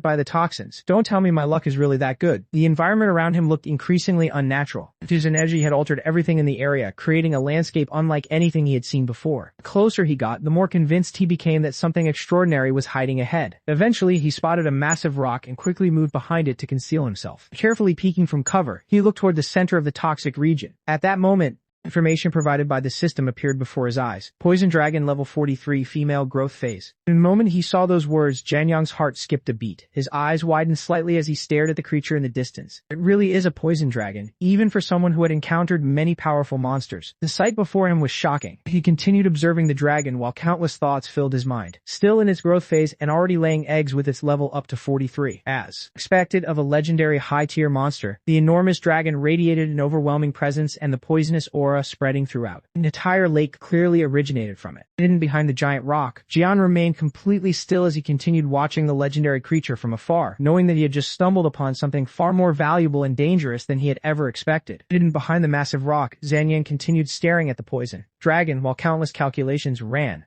through his mind. The more he observed the legendary creature, the more valuable it seemed in his eyes. Once it matures, it'll probably hit at least level 70. And with my universal grafting skill, its upper limit can be pushed even higher. When I find a chance to steal those dragon eggs, I can count that as avenging all the humans who died here. The thought of obtaining those eggs made his heart race with anticipation. However, just as he was planning his next move, a strange sound suddenly echoed through the area. Jiang immediately looked upward, his expression turning serious. A moment later, he sensed another overwhelming presence approaching. His eyes widened as the realization hit him. Could it be? Of course, there's a male too. The discovery instantly changed the situation. The poison dragon was already terrifying enough, but the existence of a second one made this place far more dangerous than he had expected. Nan quickly assessed the risk and came to a conclusion. This place isn't safe. I can't beat them yet. Time to come back. And I'm stronger. At least my goal is clearer than ever. Get stronger. Claim those dragon eggs. Not long afterward, Jianyong had already left the lake and returned to dry land. Even as he walked away, his mind remained focused on the future. When that happens, who else but me could be Nanyang City's top scorer? Time to go. I'll sell these materials at the black market first and cash out. With his plans decided, he immediately set off toward his next destination. Soon, the scene shifted to the underground black market of Nanyang City. As he made his way through the area, Jianyong explained the place from his own perspective. This is the underground black market of Nanyang City. Rumor has it a level 60 Grandmaster sits in charge here. They say the Grandmaster has an extraordinary background, so as long as nothing huge happens here, the authorities turn a blind eye. That makes a lot of trades easier and hides plenty of sins as well. The underground market was filled with all kinds of people, from hunters and merchants to individuals involved in deals that would never be allowed in public. public. Despite its dangerous reputation, it was also one of the most convenient places to buy and sell rare materials. Young eventually stopped in front of a particular shop and continued, and this place is, in my past life memories, the most reliable black market shop around. Inside the shop, a female owner was already negotiating with two men. One of them looked frustrated as he pleaded, "Just can't you bump the price a little? It wasn't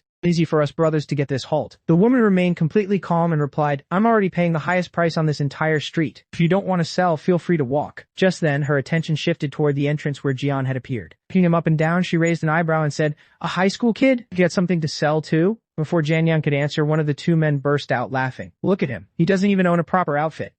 What could he possibly have?" The man then walked over and waved him away dismissively. "Kid, I'm telling you, get lost. Stop wasting the boss's time." Faced with their mockery, Jian showed no sign of anger. Instead, he casually flexed his storage ring and said, "I really don't have anything special." The moment they noticed the ring, both men froze. Their expressions instantly changed from ridicule to shock. Storage ring. How does he have something that expensive? Before they could recover, in their surprise, Jian calmly began taking items out one after another. This is about all of it. As piles of valuable materials appeared before them, the two men were left completely stunned. Even the female shop owner could not hide her surprise. Looking at one of the materials, she thought to herself, "He even has ice-armored crocodile hide. Did he go all the way to the deepest parts of Poison Dragon Valley?" Just when everyone thought the display was over, Young suddenly remembered something else. Reaching into his storage ring again, he pulled out another item and said, "Oh, right. There's also this." The moment the object appeared, both men stared at it with wide eyes. Magic crystal? He actually brought out a magic crystal. Just who is this kid? Their earlier arrogance had completely disappeared. Now they could only look at Jinong with disbelief. Meanwhile, Jian simply smiled and turned toward the shop owner. "Boss, could you tally everything up and tell me how much it's worth? Please hurry. I wouldn't want to hold up these two from their big business with you." After finishing the deal, the scene shows both of them sitting inside a luxurious VIP room. Chin calmly looked over the transaction records before speaking in a professional tone. "According to our agreement, the total value of all the materials you brought comes to 78 light 500. The magic crystal is worth on 50,000. Adding everything together, the final amount comes to 2038 and 500. It's all stored on this." As she finished speaking, she placed a special card on the table in front of him. Ian reached out toward it with a satisfied smile and said, "You're refreshingly straightforward. Boss Chin, I'll gladly accept." However, before he could take the card, Boss Chin gently placed her hand over his and continued, "Also, this gold card marks you as a VIP client of Genu Pavilion. If you bring us magic crystals in the future, I can increase the recycling rate by another 10% for you." Hearing, Danyang immediately stood up. A look of genuine appreciation appeared on his face as he respectfully replied, "Then I'll gratefully accept your kindness, Boss Chin." And afterward, Janie left the VIP room and began walking out of Genu Pavilion. As he moved through the building, he quietly reflected on the transaction in his mind. Boss Chin is fair and reasonable. That's exactly why I chose to trade with her. She even gave me a VIP card and priority treatment. She clearly recognizes my potential. The more he thought about it, the more convinced he became that his decision had been the right one. In a world where strength determines status and opportunity, having the support of a powerful organization could make a huge difference. His confidence continued to grow as he thought about the future that awaited him. The moment Janie Young stepped outside, he immediately noticed countless eyes turning toward him. Many people were secretly observing him, some with curiosity, some with envy, and others with intentions that were harder to read. Feeling those gazes focused on him from every direction, Jan Young remained completely calm. Instead of feeling nervous, a faint smile appeared on his face as he thought to himself, people with real ability are welcomed everywhere. As expected, overwhelming strength is the foundation of everything. If I want to earn those top national salaries and climb onto the Yan rankings, power is the absolute prerequisite. In this world, reputation, wealth, and influence all followed.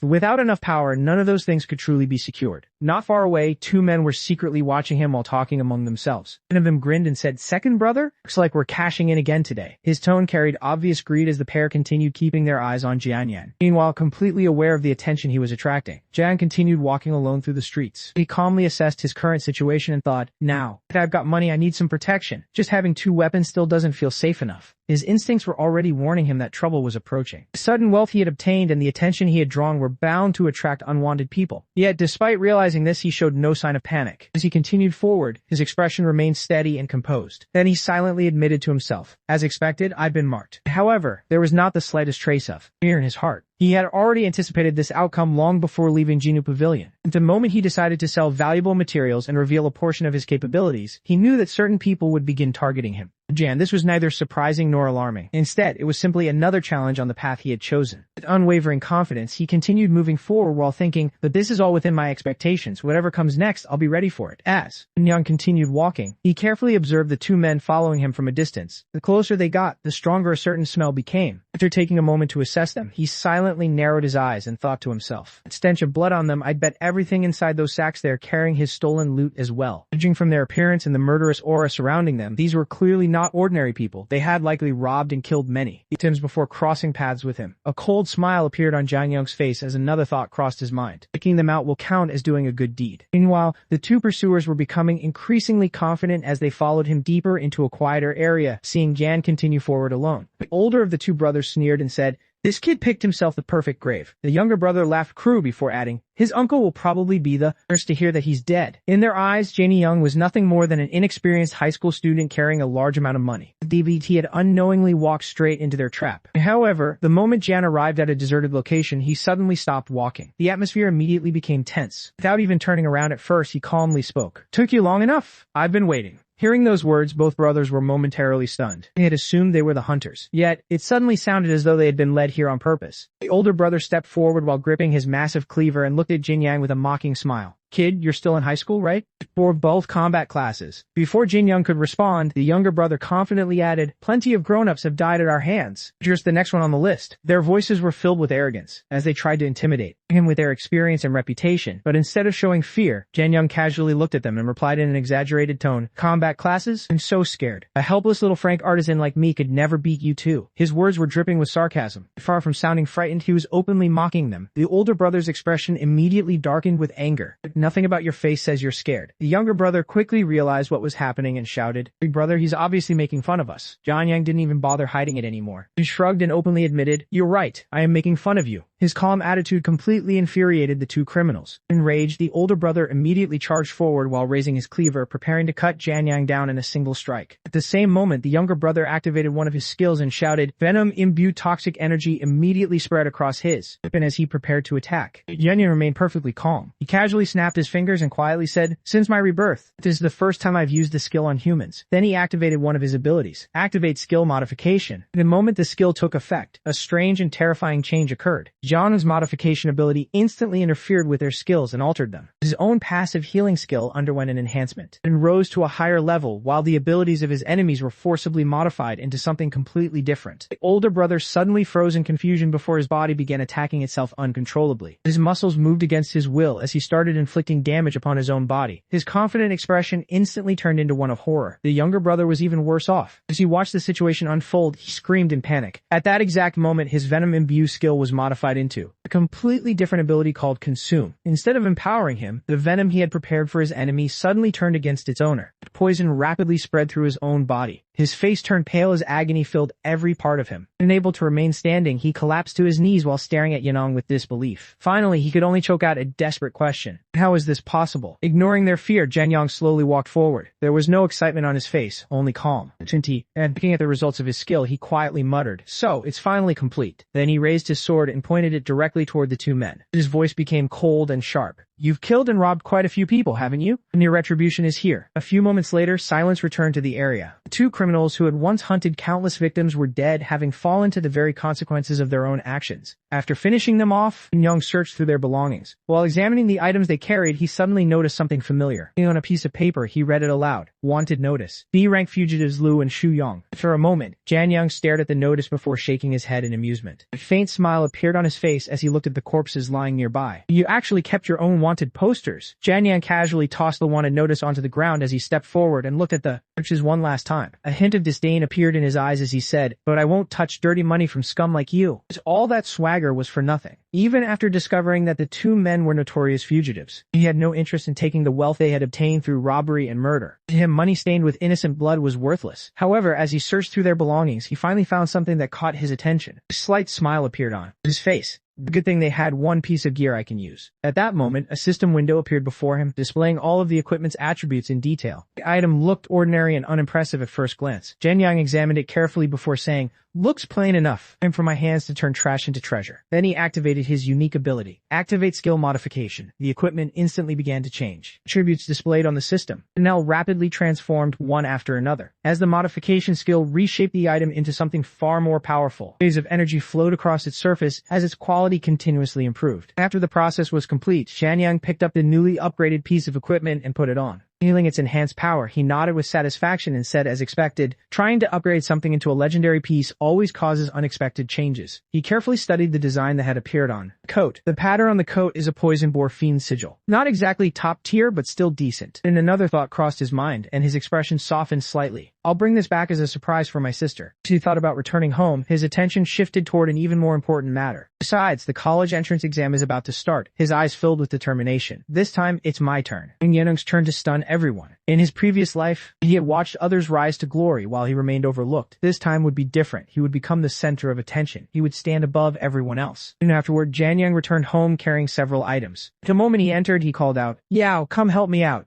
Hearing her brother's voice, Jung Yao quickly came over. The moment she saw the pile of clothes and equipment he had brought back, her eyes widened in shock. "Bro, where did you get all of these?" Jan smiled while showing her the collection. "There are so many outfits, and this one's a powerful piece of armor too." Shang Yao looked completely stunned as she examined everything in front of her. To her, the amount of equipment seemed unbelievable. Seeing her reaction, Shang laughed and replied, "Obviously, your brother earned them fair and square." Then he suddenly remembered something and added, "Oh right, saying this month your allowance is going up." Zhang Yao immediately waved her hands in. "Neck, no, that's fine. 50 is enough for me." Xian shook his head without hesitation. "No way that's enough. From this month onward, it's going up to 500. If that's still not enough, just ask your brother any time." Hearing that amount, Zheng Yao stared at him in disbelief. The increase was so large that she couldn't help wondering where all of this money had come from. Seeing the countless questions forming in her mind, Jin Young gently placed a hand on her head and smiled. "Stop that wild imagination. Tomorrow is my pre-ul entrance exam pep rally. With your brother's level, I'll just show my face and come back. When I get home tomorrow night, I'll take you out for a good meal." His casual confidence immediately caught her attention. Curious, Jungya looked at him and asked about his level. Without hesitation, Janyang answered, 20. The number instantly left her speechless. Reaching level 20 in such a short amount of time was something very few people could accomplish. Meanwhile, Aeon continued thinking about the future. The college entrance exam is usually held about a month after awakening. I only managed to reach level 20 because I happened to kill a few level 20 young outlaws by chance without targeted resource support even for me. It would have been a bit of a struggle, but once I become Young City's top scorer, everything will change. His eyes shone with confidence. Becoming the top scorer would grant him access to resources, opportunities, and connections far beyond anything he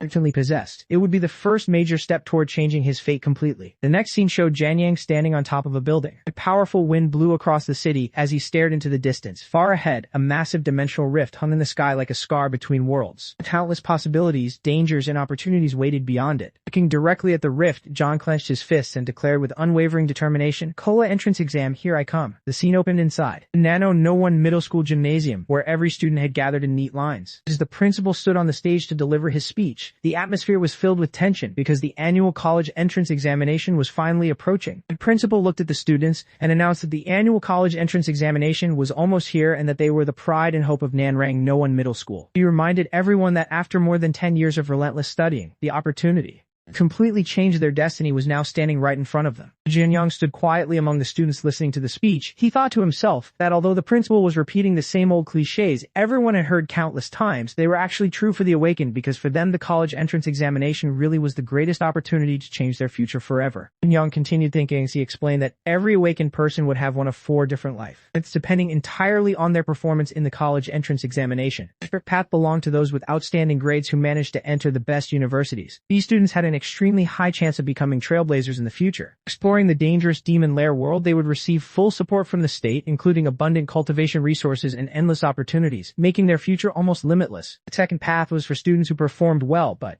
failed to enter the top universities. They could choose to join the military and serve as garrison troops stationed within territories occupied by the demon lairs. Even they would receive support from the government along with valuable cultivation resources. If they managed to strengthen their classes and prove themselves, they could one day rise through the ranks and become respected military leaders. The third path was meant for those awakened whose performance was only average, but still good enough to enter ordinary universities. These people would most likely become members of the Guardian Knights in the future. They would receive local support instead of national level backing, and their cultivation resources would be far fewer. For ordinary people with average talent, this was already considered an excellent future. The final path, however, belonged to those who lacked enough strength and failed the examination altogether. They would return to living ordinary lives within the cities, never achieving another breakthrough for the rest of their lives. In reality, this final outcome was the fate waiting for the overwhelming majority because only 20% of people were capable of securing one of the first 3 paths, while the remaining 80% were destined to remain completely unknown. This was the harsh reality of the world after the demon lair invasion. A society built upon strict hierarchy and unimaginable cruelty where strength determined everything and anyone without enough power could be eliminated in the blink of an eye. And when Junyang finished reflecting on the cruel reality of the world, the principal concluded his speech and looked across the gathered students before making one final announcement. He declared that his speech was now over and that the homeroom teachers of each class would begin screening the students immediately. Anyone who had already reached level 15 or above would be directly exempted from taking the preliminary school examination. The principal announced that it was time to begin the screening.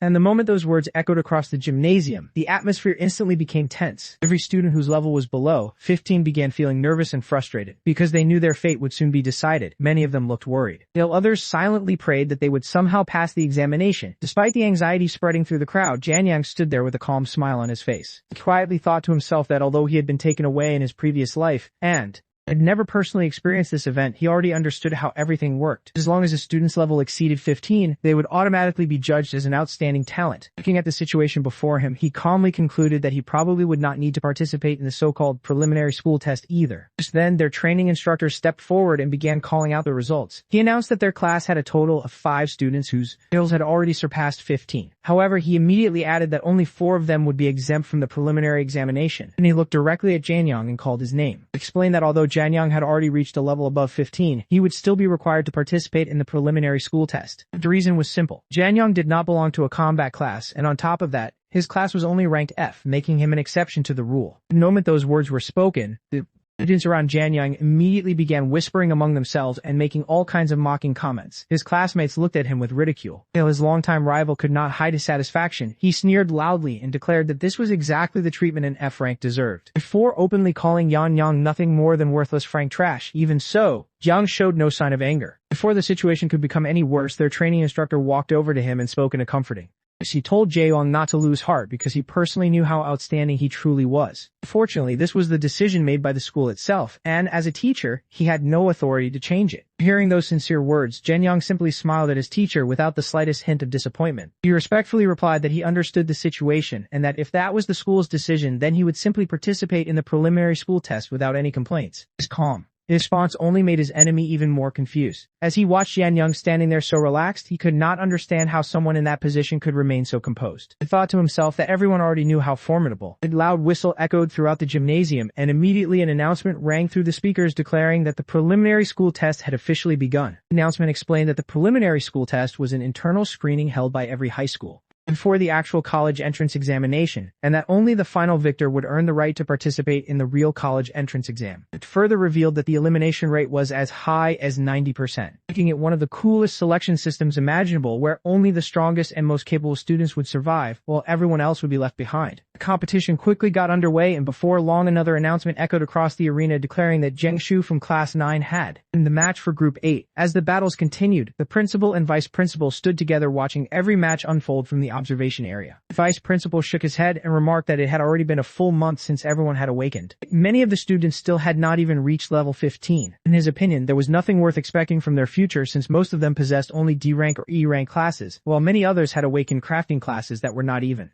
needed for combat. After hearing those words, the principal calmly replied that this year was different. He reminded the vice principal about Zheng Yan, a student who had held first place in both literary studies and martial arts for 3 consecutive years. He asked whether he still remembered that extraordinary young man. The vice principal immediately answered that of course he remembered him and admitted that he too had once placed great hopes on Zheng Yan. However, he sighed with disappointment because no one had expected such a brilliant student to awaken an F-rank class. The vice principal continued explaining that the principal already understood what an F-rank truly represented. Originally, the lowest rank among awakened classes had always been E rank, but as the number of awakened individuals continued increasing, some incredibly weak E rank crafting classes began appearing. Their abilities were considered so poor that they were originally classified as trash rank. However, the authorities eventually decided that the word trash sounded far too insulting, so they officially renamed that category as Frank. Even if Zhang Yan had remained the top student in both academics and martial arts, the overwhelming difference in class quality made it absolutely impossible for him to win against the others. The principal listened quietly before responding with complete confidence. He reminded the vice principal not to judge people solely by the rank of their class. He pointed out that Lord Hu Yanwu had also awakened an F-rank class in the past, and yet he had risen all the way to become a level 70 venerable. He then firmly stated that no one should ever underestimate another person, especially someone as hardworking and determined as Zheng Yan. At last, the long-awaited announcement echoed across the arena as the referee called for the participants of Group 17 to step forward and take their positions. This was Zheng Yan's group, and the moment his name was called, he calmly walked into the arena, while every other participant readied Themselves with their weapons in hand, everyone stood facing their opponents, prepared for a fierce battle. Yet Jiang Yan did something completely unexpected. Instead of looking at his enemies, he casually turned his back toward them and quietly thought to himself that it was finally his turn. He remembered the promise he had made to his sister that he would take her out for a good meal, and smiled to himself because he had no intention of wasting unnecessary time in this place. Students watching from the side immediately recognized him. One of them pointed at Jiang Yan and exclaimed that he was currently sitting at the very top of the leaderboard and was considered a true genius. Another student added that Jiang Yan had already reached level 20. At that moment, someone else reminded everyone that despite his high level, he had only awakened an rank dual class. He quickly came up with a plan, suggesting that everyone should temporarily join forces to eliminate Jiang Yan first, and only after defeating him would they decide the winner among themselves. Hearing their discussion, Jiang Yan simply looked at them with complete confidence and calmly told them to come at him together. His words immediately enraged the others, and they shouted back that every one of them possessed combat classes, and there was no way they could fail to defeat a single person like him. As the battle officially began, Jiang Yan activated the ability of his magical storage ring and instantly summoned his weapon into his hand. Looking at his opponents, he initially remarked that their weapons were far too poor and that the supplies he had obtained in Poison Dragon Valley were on an entirely different level. He even mocked them by saying they should have spent their money on buying better weapons. Before anyone could react, the principal and vice principal were both left completely stunned. Their minds focused on only two shocking facts. Jiang Yan actually possessed a storage ring, and the weapon he had just summoned was clearly an A-rank weapon. Without giving anyone time to recover from their surprise, Jiang Yan suddenly dashed forward at astonishing speed. His movement was so fast that he instantly passed straight through the group. As the spectators stared in disbelief, countless people began discussing what kind of footwork technique he was using, because none of them had ever witnessed such incredible speed. Jiang Yan calmly crossed all of his opponents before stopping behind them and declaring in a relaxed voice that they had already lost. One of the students immediately tested, saying that Jiang Yan's agility might be extraordinary. None of them had suffered even a single injury, so there was no way they had been defeated. Jiang Yan simply answered with a calm smile, saying that was so. As soon as those words left his mouth, every weapon held by his opponents suddenly split apart at the same moment. The blades had all been cleanly cut without any of them even noticing what had happened. During the instant Jiang Yan had rushed past them, he had already completed every strike, seeing their destroy. One of the students trembled in fear before admitting that if Jiang Yan had truly wanted to kill them, they would all have been dead already. Realizing the overwhelming difference in strength, every one of them willingly accepted defeat. Moments later, the official announcement rang throughout the arena, declaring that Jiang Yan from Class 1 had won the Group 17 match. As Jiang Yan calmly walked out of the arena, he quietly reflected that after winning the preliminary school test, the official college entrance examination will begin in just 3 days. And he could finally return home and treat his sister to the good meal he had promised her. He also felt satisfied because this battle had given him the perfect opportunity to provide a reasonable explanation for possessing the Qingang sword. Now that everyone had seen him openly using it, no one would come looking for trouble over the weapon in the future. Watching Jiang Yan leave the arena, the vice principal could only shake his head in amazement and admit that the boy was truly different from everyone else. The principal smiled and replied that anyone capable of obtaining supplies from Poison Dragon Valley possessed strength far beyond what had been displayed in today's battle. He confidently added that even Lord Hua Yuanwu had not been as astonishing as Jiang Yan when he was young. The vice principal silently agreed with every word, and the principal looked toward the arena once more and said that Nan Rang no one, the middle school had never produced the city's top scorer before, and perhaps this year history would finally change and that unbelievable achievement might belong to an F-rank student named Yang Yan. After that, another announcement echoed throughout the venue as the results of the preliminary school test were revealed. Group 68 Onga Kiao from Class 24 wins. The preliminary school test is over. A total of 68 people advance. Soon, everyone who had qualified was directed toward the preliminary test winners' rest area where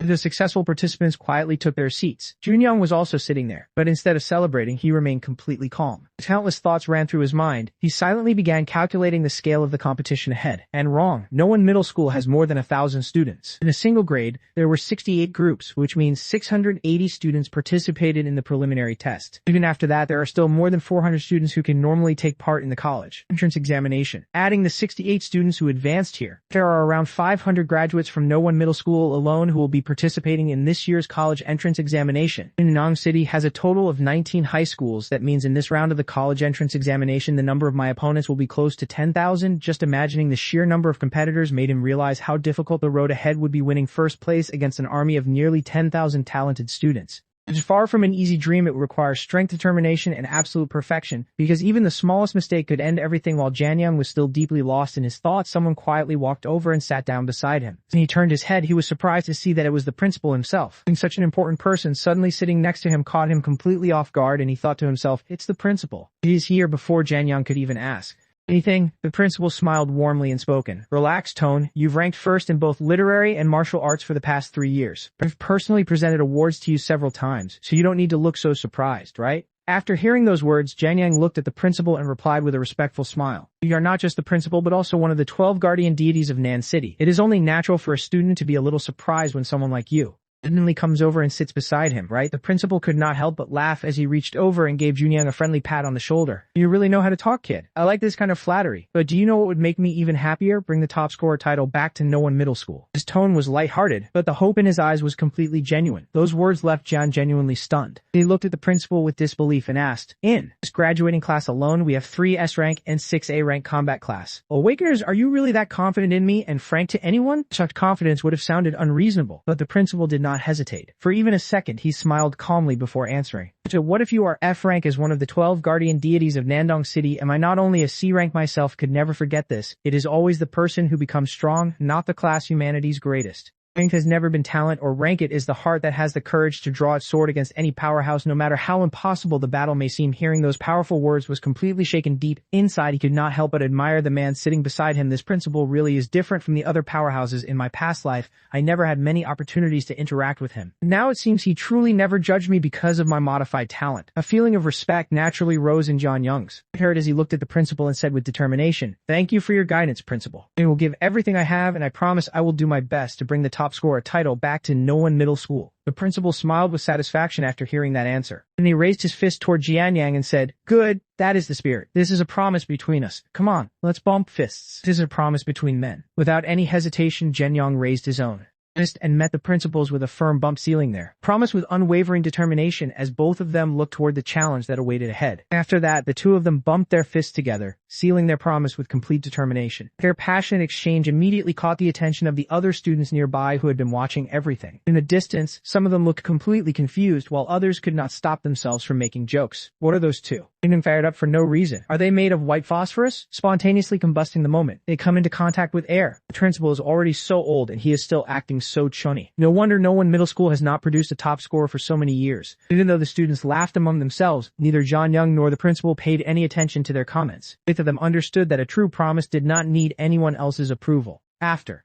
leaving the school, Jianyang quietly thought to himself, I promised my sister that I would treat her to a good meal. Since the official college entrance examination begins tomorrow, tonight is the perfect time to enjoy ourselves. After all, ever since our parents passed away, we have always lived on a very tight budget and rarely had the chance to eat anything special. Remembering everything they had been through together made him even more determined to keep his promise and give his sister at least one happy evening before the biggest day of his life. A little later, the two of them arrived in front of a luxurious restaurant that looked far beyond anything they would normally visit. The elegant building, sparkling lights, and beautifully decorated entrance immediately left his sister speechless. She looked around with nervous eyes before asking, "We have never eaten at a place like this before, brother. We're really going to eat here, shouldn't we just go back?" She knew very well how expensive places like this were and did not want her brother to spend so much money on her. Young smiled confidently and replied, "This is the place." Hearing that answer only made her even more worried. She looked at the restaurant once again and said, "I've seen this place online. It's very expensive and extremely popular. From what I know, people can only get in if they make a reservation in advance." John simply took out his phone and showed her the reservation before saying with a smile, "Your brother did his research long ago. The seats were already booked in advance. Come on, let's head inside." Seeing how carefully he had planned everything, her heart warmed with emotion. She quietly thought to herself, "Brother put so much thought into this, I shouldn't ruin his mood." As they walked toward the restaurant, Jianyang's sister quietly thought to herself, "Even though this restaurant is incredibly expensive, brother gave me some money as long as I save carefully over the next few months. Our living expenses should still be enough. Brother has his college entrance examination tomorrow. Tonight, I just want him to relax and enjoy himself." She knew better than anyone how hard her brother had worked, and she did not want him worrying about money on the night before such an important day. The moment the two of them stepped inside, they were warmly welcomed by a waitress with a polite smile. "Good evening to both of you. Would you like to order from the menu, or would you prefer one of our recommended set meals?" Without even looking at the menu, Jinong answered calmly, "Please bring us set meals. I already know those are all of your signature dishes." The waitress nodded respectfully and replied, "Of course, please wait just a moment." As she walked away, she could not help thinking to herself, they look like completely ordinary customers, but they are actually willing to spend quite a lot. While Jianyang sat quietly sipping a glass of water, his sister hesitantly looked through the menu before turning toward him with wide-eyed, "Brother, the set meal you ordered, is this really the most expensive set meal? The one that costs?" On Januation and replied, That's right. And if you see anything else you want to eat, don't hold back. You can order all of your favorites as well. The moment she heard him casually mention ordering even more food, she was completely stunned her mind immediately. Begin racing 2,980. That's almost 10 months of living expenses for our family. Brother didn't actually do anything illegal to suddenly become rich, did he? Just then, the peaceful atmosphere inside the restaurant was shattered as several noisy students barged through the entrance shouting loudly, "Hey, what do you mean? I can't eat here without a reservation. I have the college entrance examination. Tomorrow, you have to get me a table." A waiter quickly stepped forward and politely tried to calm them down. "Sir, our restaurant accepts customers by reservation only. We are truly sorry." However, the young man named Wang had no intention of listening. He pointed aggressively at the staff and shouted, "Don't give me that nonsense. Hurry up and get a table. Be for my brothers or I'll smash this entire place right now." Seeing the waitress who had just taken their order being threatened like that, Jin Young's sister looked worried and quietly said, "Brother, the waitress who took our order looks like she's being harassed by some thug." John glanced toward the commotion with an expression that instantly turned cold before looking. "Wait," he commented in a calm but disdainful voice. "They're all the seniors from no middle school this kind of trash?" Wang immediately turned toward Yan Yang with an angry expression and shouted, "What did you just say?" One of his companions stepped forward as well and sneered, "Say it again. And if you've got the guts." "Hey, I was wondering who it was." "So, it's the famous Frank Zhongyan from No One Middle School." "Kid, there are barely any Frank trash in all of Nanrang City. Do you want to find out how hard the fists of my C-rank combat class really are?" The group laughed arrogantly, believing they could easily intimidate him. But Jianyang remained completely calm, as if none of their threats meant anything to him. After listening to Olive Wang's insults, Janie casually lifted the glass of water in front of him and deliberately poured it straight onto Wang's face. He looked at him with a perfectly calm expression and said, "Sorry, my hand slipped." Those simple words completely shattered his patience. His face twisted with rage as he immediately activated his combat class ability. His arm rapidly transformed as he roared, "You actually dared to splash water on me." Smash her face and seeing Wang charging forward. Yan Young's sister was terrified and cried out, "Brother, watch out!" Just as Wang's transformed fist was about to strike, and suddenly appeared between them. A powerful hand grabbed Wang's arm so firmly that he could not move another inch. And an angry voice exploded through the restaurant. "Wango, what the are you doing?" Wang froze the moment he recognized the newcomer and his expression instantly changed. "Brother Tao, why are you here?" Jian Ying immediately recognized him as well. Tao AB ranked combat class powerhouse and one of the students capable of ranking within the top 50 of No 7 middle school. Hoping New would support him. Wang quickly explained, "Brother Tao, I'm just teaching this rank trash from No 1 middle school a lesson. Don't worry about it. He'll make him understand his place right now." Before Wang could finish speaking, Leo violently shoved him backwards, sending him stumbling away before roaring with killing intent. "You dare raise your hand against Brother Yan? Do you have a death?" Wang was completely stunned. He looked at Lu Tao in disbelief and hurriedly said, "Brother Tao, you must be mistaken. He's just an rank trash from No One Middle School." At that very moment, another calm voice came from behind them. "He's not mistaken. If he had arrived even a little later, your hand would already be crippled by now." Everyone turned toward the entrance, and their expressions instantly changed. The moment Wang and his friends recognized the newcomer, they were so shocked that they almost stopped breathing. The young master of the Lu family, young master Lu Yan Wang's, began racing as he thought to himself, Lu Yan, the S-rank combat class genius who ranks among the top 3 students of no middle school. Is he here? Meanwhile, Zhan Yang simply looked at him and smiled before casually saying, "What a coincidence." Shu and Luen immediately frowned and replied, "Don't call me by my real name." Like that, hearing such a casual conversation left Wang and all of his companions completely dumbfounded. They stared at Jian in utter disbelief, wondering how no one they had been calling trash was speaking to the young master of the Lu family, as if they were close friends. Young then glanced toward Wang and the others before calmly saying it. "Since the students of your No 7 Academy were never taught how to behave properly." The moment those words were spoken, Wang and his friends felt a chill run through their bodies. They could not understand what was happening anymore. The Frank student they had looked down upon was speaking fearlessly in front of Lu Yuan while Lu Tao was openly protecting him. Their minds were filled with confusion and fear as they silently wondered what exactly is going on here. Even after everything that had just happened, Wang still couldn't wrap his head around it. He's just an F-rank piece of trash. How the hell is he chatting with an S-rank big shot like it's the most normal thing in the world? Just who the hell is this guy? The more he thought about it, the more confused and frustrated he became. Jian, on the other hand, couldn't care less. Looking at them with complete indifference, he said calmly, "Whatever. I don't have the energy to deal with you. Apologize to the waitress and get the hell out of my sight." The moment those words left his mouth, all of them immediately lowered their heads in front of him and replied, "Yes, right away, boss Junk." Without wasting another second, they hurried over to the waitress, bowed deeply, and sincerely apologized. "We're incredibly sorry. Please forgive the disturbance." The waitress remained composed and simply smiled before replying, "It's fine. Just make sure to book a reservation next time." Embarrassed beyond words, the 3 of them quickly turned around and ran out of the restaurant as fast as they could. Watching them disappear in such a hurry, the waitress couldn't help but think to herself, "Though from the look of it, I doubt he's ever showing his face here again." After the awkward incident was finally over, Luan looked at Zhen Yang. to smile and said, "Funny running into you here. I'd be a hell of a lot happier if I saw you at the city's college exam finals," Jianyang answered without missing a beat. "And then you'd better bust your ass, because otherwise, if you don't even make it to the finals, how are you supposed to see me?" Hearing that confident reply only fueled Luansung's competitive spirit. He grinned and pointed at Jianyang before saying, "Just you wait until the finals. This is exactly who's the one not making the cut." After hearing Luanung's challenge, Jianyang smiled to himself. He might be a rival, but he's really not a bad kid. Instead of holding any grudges, he found himself respecting Lu Yunung's determination and competitive spirit. Just then, the waitress returned to their table with a warm smile. "Sorry for the wait. Here is your set menu. Premium grade chuck roll." One after another. The rest of the dishes they had ordered were carefully brought to the table as well. Before long, the entire table was filled with an incredible variety of beautifully prepared, high-quality dishes. Seeing the feast laid out in front of him, Shangyang couldn't help but smile with satisfaction. Across the table, Xiaoyang's eyes sparkled with excitement as she stared at the luxurious meal. "Just hearing the names is making my mouth water. These are the crazy expensive ingredients I've only ever seen on social media. This is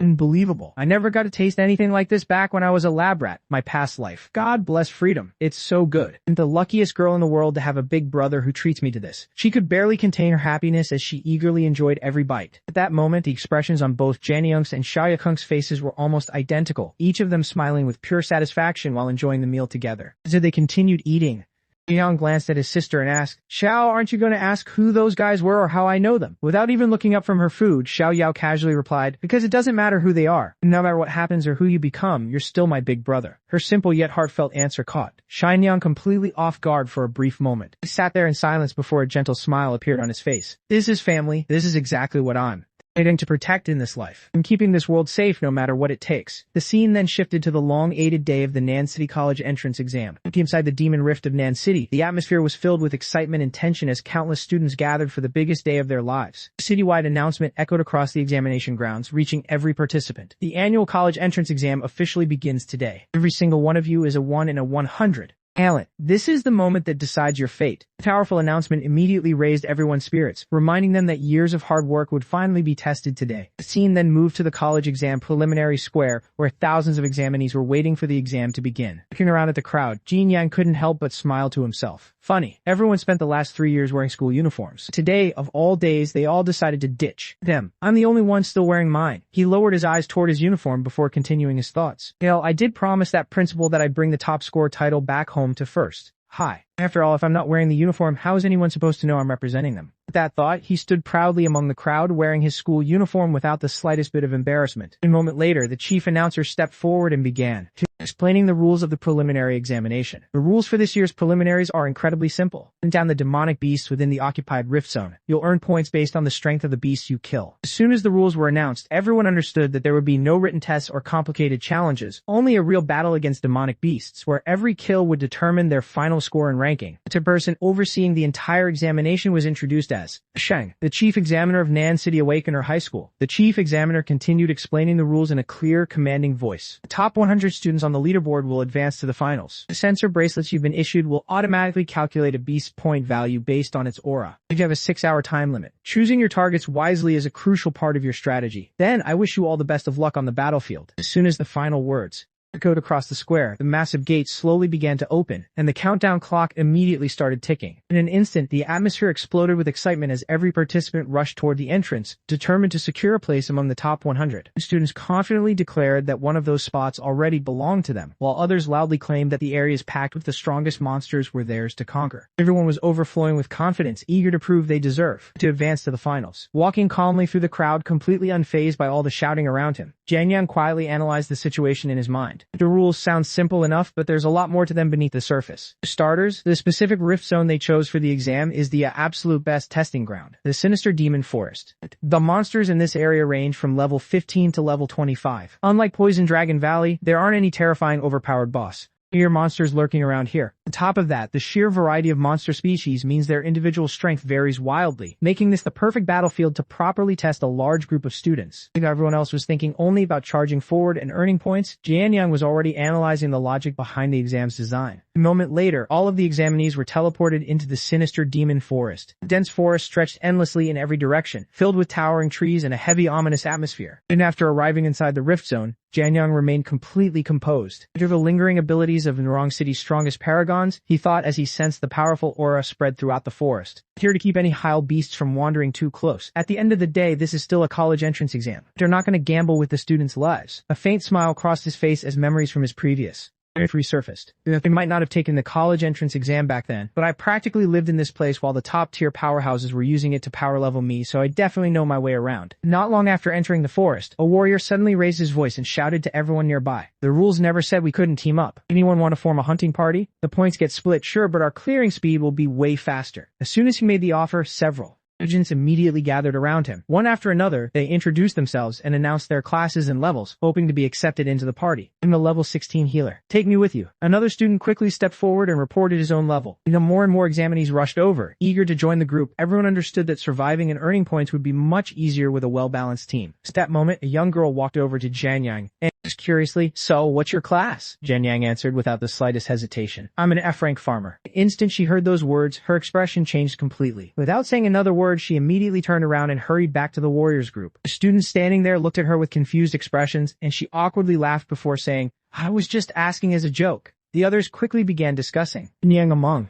themselves, if we let someone like him join us, he'll only slow us down, and Frank Farmer would just drag the whole team back. None of them wanted anything to do with him. However, Jianyang had never intended to join their party in the first place. Completely ignoring their comments, he calmly walked past them and continued deeper into the forest. As he made his way down the mountain path, Jianyang smiled to himself. Being an F rank sure makes it easy to get tossed aside, but honestly, I'm starting to get used to it. Besides, flipping the script and slapping everyone in the face is exactly how I operate. His confidence never wavered for even a second. Reaching the bottom of the slope, he slowly drew his weapon from its sheath, his eyes filled with determination. Looking straight ahead, he declared, "The name Zhang Yan is going to become a legend in this exam." The scene then shifted to the Nan City College exam observation room where principals from every academy had gathered to watch their students compete in real time. Screens displayed the battlefield, while a live leaderboard continuously updated every participant's score, watching the competition with excitement. The principal of Third High smiled and said, "I can't wait to see how fierce the competition gets today." The gap between the top scorer and the runner-up over the past few years has been razor thin. Sitting nearby, the principal of 7th High responded proudly, "My 7th High produced 4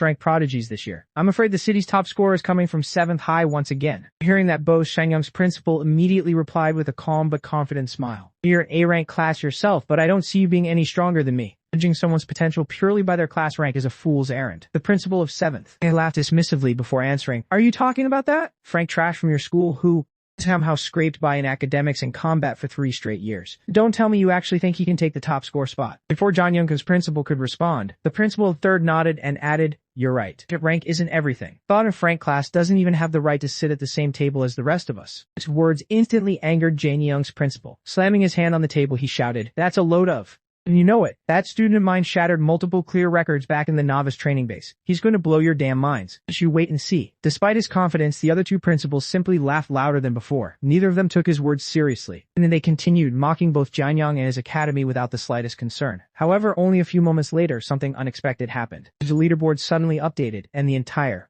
observation room fell silent. Every principal stared at the screen in complete disbelief. Seeing the results, Jenyung's principal couldn't hide his excitement and proudly exclaimed, "You're amazing, little brat." Meanwhile, the other two principals could only stare at the leaderboard in shock. How can an F-ranker do something like this? They wondered, unable to believe what they were seeing. The camera focused on the leaderboard, where Jongyan had already accumulated 36 points, placing him firmly in first place. The scene immediately returned to Janyang, who stood calmly beside the massive corpse of a defeated monster. Pulling his sword out of the beast's body, he smiled and said, "Talk about lucky, running into a level 20 beast right out of the gate." He then looked ahead and saw 3 more monsters waiting in front of him. Without the slightest hint of fear, he raised his sword once again, smiled confidently, and said, "I guess I'll just have to gladly accept the points from you 3 as well." After seeing the monsters standing right in front of him, Shan was visibly surprised. Looking at them carefully, he thought to himself, "Black-striped demon. Tigers are some of the most ferocious beasts in the sinister demon forest. It's just a shame we aren't allowed to harvest materials from the beasts we killed during the exam. A waste." The very next moment, the entire pack charged straight toward him, determined to tear him apart. But instead of looking away, Jianyang calmly stepped forward with his sword in hand and said, "For an ordinary student taking the exam, trying to fight a whole pack of these things is just as suicidal as taking on a top-tier boss solo. For me, they're basically cannon fodder." After all, even the wealthiest families in Nan City couldn't easily get their hands on gear like the cyan steel sword and the Kirin skin trench coat. Without wasting another second, Jianyang dashed forward at incredible speed. In a single A smooth movement, he slashed past one of the black-striped demon tigers. And before the beast even realized what had happened, it collapsed to the ground, already dead. At the same time, a notification appeared, rewarding him with 900 XP, while his bracelet also awarded him 36 points for the kill. However, the battle was far from over. Seeing one of their own fall, one of the remaining demon tigers suddenly activated its special skill. In an instant, its entire body began to transform as its skin changed, mentally making it look even more terrifying and far more dangerous than before. Mimo Jiang witnessed this transformation. A confident smile appeared on his face as he looked straight at the beast and said, "Activating a skill? It just played right into my hands. Activating skill. Modify." As soon as Zhang Yang activated his modification ability, he snapped his fingers. In that instant, the black-striped demon tiger standing before him was affected by the skill. Its ability was completely altered, causing its agility to decrease by 15%. While its strength was also significantly reduced, the sudden debuff caught the beast completely off guard, leaving it unable to react properly. Yang didn't give it even a single moment to recover. He rushed forward and brought his sword down in one clean strike, killing the monster instantly. As the beast collapsed, he calmly said, "The sheer shock of realizing your own skill is to debuffing you leaves you wide open for a fatal strike." Just like before, defeating the monster rewarded him with 900 XP, and his bracelet granted him another 36 points. Witnessing the deaths of its companions, the third and final black-striped demon tiger immediately realized it had no chance of winning. Fear took over, and it turned around and began running for its life. Watching it flee, Jianyang smiled and said, "Figuring out, you need to run away now." But by then, it was already far too late. You still have to die. The moment those words left his mouth, he threw his sword. Perfect precision, and the blade shot through the air like lightning and pierced the fleeing monster, killing it instantly. Jianyang received its experience points and bracelet points as well. After retrieving his sword, he calmly wiped the blood from its blade and declared, "I need to push deeper into the forest because my goal was never just to take first place. It's to become an absolute legend in this exam." Right after that, the scene shifted to the live leaderboard. Everyone's rankings were displayed in real time. At the very top stood rank 1 Zhang Yan 108 points, followed by rank 2 Liu Fang 73 points, and rank 3 Liu Yuan 69 points. One of the students staring at the rankings couldn't believe what he was seeing. With a look of complete disbelief, he shouted, "How the hell didn't Frank piece of trash sneak his way into the top 10? And he actually has the nerve to rank higher than our boss, Yu Wang." After we are introduced to the person watching the rankings. He is a student from 3rd high school and his name is Xiao. Standing beside him are a pair of twin brothers who clearly admire Luang. Filled with confidence, they say, "Boss Yuang is an S-rank sword saint. There's no way he's losing to some Frank loser." The other twin immediately agrees, adding, "Exactly. Frank Trash has to be cheating somehow." After listening to both of them, Zhao lets out a cold smile and says, "If that punk wants to play dirty, why don't we show him how? It's really done." Hearing those words, the twins instantly realize that Zhao already has something in mind. Excited, they reply, "Looks like you've got a great plan." Then, with complete confidence, they declare, "The top scorer title this year belongs to Boss Yuang of 3rd High. Anyone else?" The scene then shifts back to Jiang, who is currently locked in battle against a massive monster deep inside the forest. After an intense fight, he finally brings the creature down, as it falls too. On the ground, Jianyang frowns slightly and says, "This is weird. The deeper I go, the fewer strong monsters I'm running into." A moment later, his bracelet rewards him with more points and experience for the kill. Just then, the sound of someone clapping echoes through the forest. A voice praises him. "Incredible. I'd expect nothing less from the guy sitting at the #1 spot." Hearing the unexpected compliment, Jianyang immediately becomes alert and looks toward the source of the voice. "Who's there?" he asks. A few moments later, Zhao and the two twin brothers step out from behind the trees, revealing themselves. Hearing friendly smiles, Xiao speaks first and says, "Hey there, Boss Jiang Yan. We're from 3rd High, and we were hoping to team up with you. Would you be open to a little collaboration?" Jiang Yang turned around and started walking away without any hesitation. Without even looking back, he coldly said, "I'm not interested." However, deep down, he was already analyzing the situation. Then looking at the three of them, he thought to himself, "Just by looking at their faces, it's obvious they didn't come here with good intentions. They're here for a completely different reason." Before he could leave, Xiao quickly stepped in front of him and blocked his path. With a confident smile, he said, "What if we told you we know where a monster nest is? It's crawling with powerful beasts, talking massive points, standing." Behind him, the twin brothers immediately nodded in agreement and added, "Exactly." After hearing their offer, Jianyang remained calm on the outside, but his mind was already racing. These guys, they're definitely planning something. Out of the tens of thousands of kids taking this exam, they specifically tracked me down, and they threw out bait they knew I couldn't ignore. It's almost cute how painfully obvious this trap is. High schoolers really are amateurs. A faint smile appeared on his face as another thought crossed his mind. "But if you want to play dirty with me, I'll pay you back tenfold." The very next second, John completely changed his expression and began acting like someone who had fallen for their trick. His eyes lit up with excitement as he eagerly asked, "Are you serious? You actually found a nest?" I've been running in circles trying to find a decent cluster of monsters. After hearing Yan Yang's response, Xiao secretly smiled to himself. "Looks like it took the bait. If you think you can steal first place from Boss Yuang, we'll drag you straight to hell. Keeping up his friendly act, Zhao enthusiastically said, you bet it's true. Alas, I need to hurry before someone else snatches it up. As the group moved deeper into the forest, Xiao continued thinking to himself, we'll lure him out to the middle of nowhere and beat him half to death, and he won't be able to get in Boss Yuang's way ever again. Besides, Boss Yuang's old man is paying us a fortune for this. At that moment, the story flashes back to an earlier conversation. The mysterious man had given Zhao and the two twins their mission, saying, do whatever it takes to clear out anyone threatening Yuang's rank. In return, I'll pull some strings and secure your enlistment in the military. You boys are B and C rank classes. You should know better than anyone that a career in the military is a hell of a lot brighter than rotting in some near a university. Back in the present, Che recalled those words and thought, I figured the only ones threatening Boss Yuang would be the S-rank prodigies. I never imagined an F-rank loser would somehow sneak his way to the top. The second we deal with this trash, our golden ticket to the military is secured. A short while later, Tanyang looked ahead and calmly said, it really does look like a nest up ahead. As he started walking toward the monsters, the twin brothers suddenly panicked. Wait!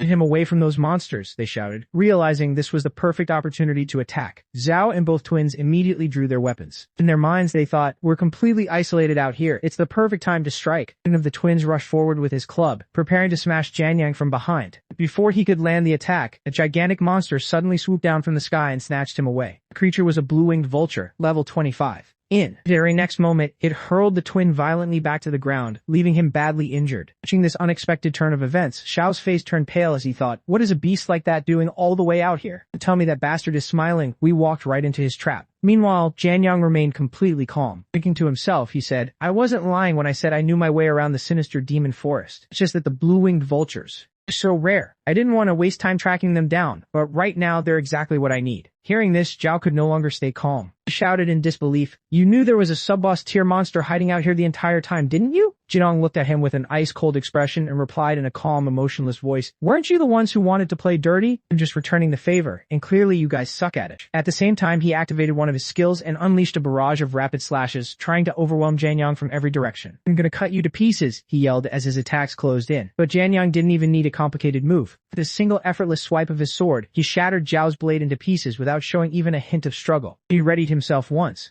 again and said, you don't have what it takes. The difference in strength was so overwhelming that Zhao was left critically injured. After that single exchange, he collapsed onto the ground, blood spilling from his mouth, while disbelief filled his mind. How is this even possible? He wondered. He's supposed to belong to the weakest class in Frank. Fear quickly replaced his shock as another thought crossed his mind. Students die every year during the entrance exams. He's definitely going to kill me. He's really gonna do it. Zhao froze in disbelief as he watched. Jinong calmly put his sword back into his storage. Instead of finishing him off, Jianyang slowly walked over and said, I'm not like you guys. And besides, trash like you isn't even worth killing. Those words struck Zhao harder than the battle itself, completely stunned. He could only stare at Jianyang in silence as a bitter thought filled his mind. Am I not even worthy of dying by his hands? Without looking back, Jianyang continued, I'm an upstanding, law-abiding citizen. Why would I go around murdering people over nothing? I'm nothing like these nobodies. I'm the man who's gonna be the top scorer of Nan City. His voice remained calm and confident, making it clear that he had never considered Zhou or the others to be real opponents in the first place. Jianyang peacefully continued walking forward. One of the twin brothers who had been lying injured on the ground suddenly grabbed his leg and desperately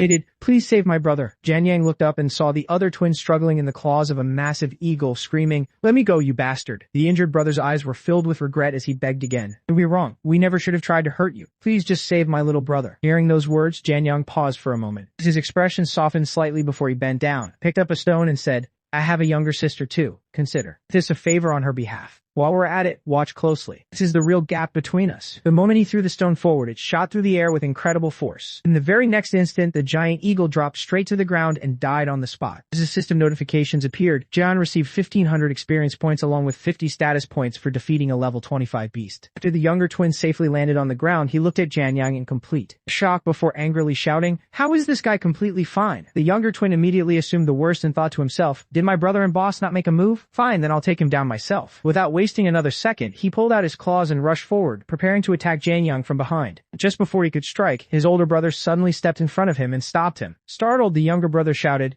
bro, what are you doing? Aren't we supposed to this kid? Instead of answering calmly, his older brother smacked him across the head and yelled, shut your mouth. Boss Zhongyan just saved your life. Put this through your head. Even if we drop dead right here, we are never laying a finger on him. His voice was filled with absolute seriousness, leaving no room for argument. Meanwhile, Jianyang continued walking away without looking back. As he glanced at the twins, he thought to himself, at least they aren't completely brain dead. I've already wasted enough time here. I need to hurry up and rack up more points. As he moved deeper into the exam area, his thoughts shifted toward the battles that were still ahead. Now I can freely use my modify skill to dominate the survival phase, but I absolutely can't use it during the top 100 arena tournament. Countless elite students from all over Nan City will be watching those matches. If even a single expert figures out the secret behind my modify skill, I'll be in serious trouble. So how am I supposed to fight A rank and S rank powerhouses with all of their flashy skills? There are simply too many broken abilities out there. Relying on pure combat mechanics alone won't guarantee victory. The high schools of Nanrang City are filled with hidden monsters. That means my best option is to figure this out right now. I need to test out my most practical skills before it's too late. John quickly came up with a new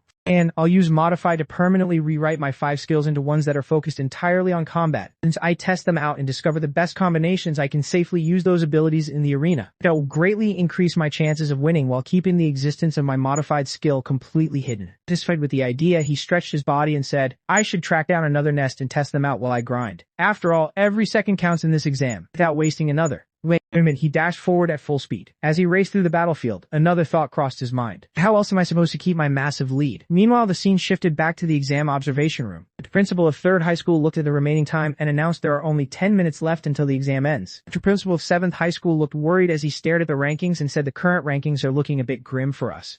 Before the tension could settle, the principal of 1st High School, who looked incredibly pleased, immediately responded with a wide smile. Grim? What do you mean grim? I'd say they're looking fantastic. I think the situation is perfectly optimistic. He then excitedly turned toward the leaderboard, cheering at the top of his lungs. A boy, Jung Yan. The leaderboard was displayed for everyone to see, and the rankings left the entire audience speechless. 1st High School, Jiang Yan, Frank Tinker, Frank Farmer, 1998 points. 2nd place, 3rd High School, Luwen, Shrank, Sword Saint, 1032 points. 3rd place, 7th High School, Yan Shrank Gale Assassin, 983 points. Looking proudly at the rankings, the principal of 1st High School smiled and said, I'd expect nothing less from the man I personally acknowledged. Meanwhile, another principal stared at the leaderboard in complete disbelief and shouted, just what the hell is going on with that Frank kid? The principal of 7th High School was equally stunned.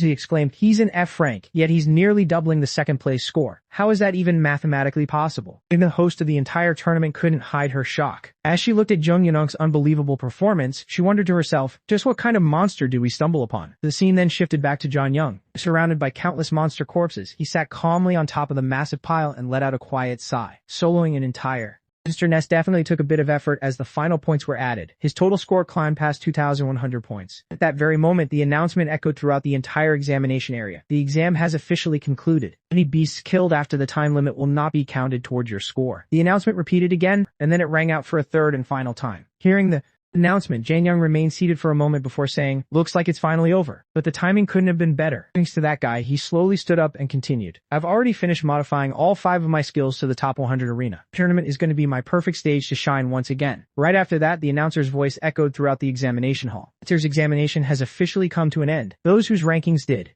make it into the top 100, please leave on your own and wait for your admission notices. The announcement instantly filled the atmosphere with mixed emotions. If you didn't enter the top 100, then getting into a top-tier university is basically out of the question. After all, there are so many cities across the country and only 10 top universities in total. Sigh. If I can just get into a 2nd-tier or even a 3rd-tier university, it would already bring honor to my ancestors. As everyone reacted to the results, Jan Young stepped forward while silently organizing his thoughts. Even though there are 10 top universities, they are divided into different tiers. The highest tier is known as the national top universities, and there are only 3 of them. Guang University, which advocates capturing demon layers and expanding humanity's territories. Chuanchi University, which focuses on protecting human civilization and sealing demon layer rifts, and Lixing University, a prestigious academy that excels in both offense and defense. 2. To gain a place in any of these 3 elite universities, only the top 30 students from each city are qualified to apply. No matter which one a person manages to enter, it is nothing less than a meteoric rise that can completely change their future. If it's about following my own ideals,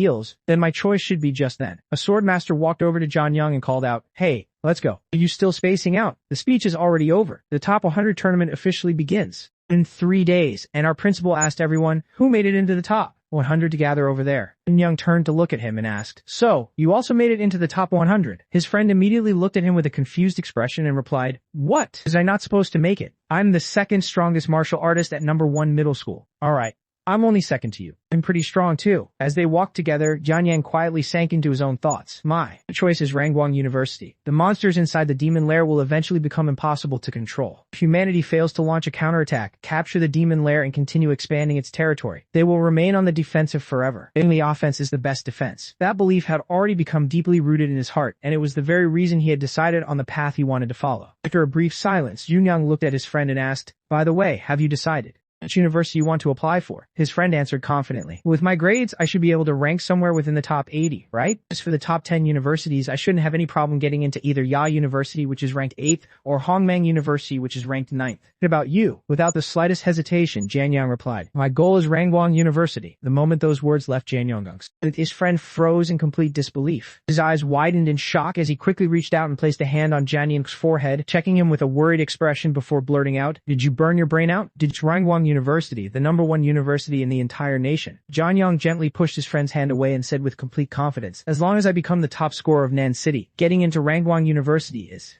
the thing. What's there to be so surprised about?" Hearing that, his friend immediately shook his head and replied, "But the problem is actual arena combat is completely different from hunting magical beasts to earn points. A rank and S rank experts have an overwhelming advantage. The power and intensity of their innate skills are on an entirely different level. There's no way your useless Frank ability can compete with them." The moment those words left his mouth, however, he regretted saying them. "You shouldn't have said that. He's going to feel bad," he quietly thought to himself. To his surprise, Jianyang showed no sign of being offended. Instead, he calmly nodded and replied, "Yeah, that is a problem. In combat classes, forget about strength. Even a B rank's innate skill possesses an intensity that this kind of trash simply can't compare to." Hearing such a relaxed response, his friend let out a silent sigh of relief. Thank goodness, he didn't take it to heart at.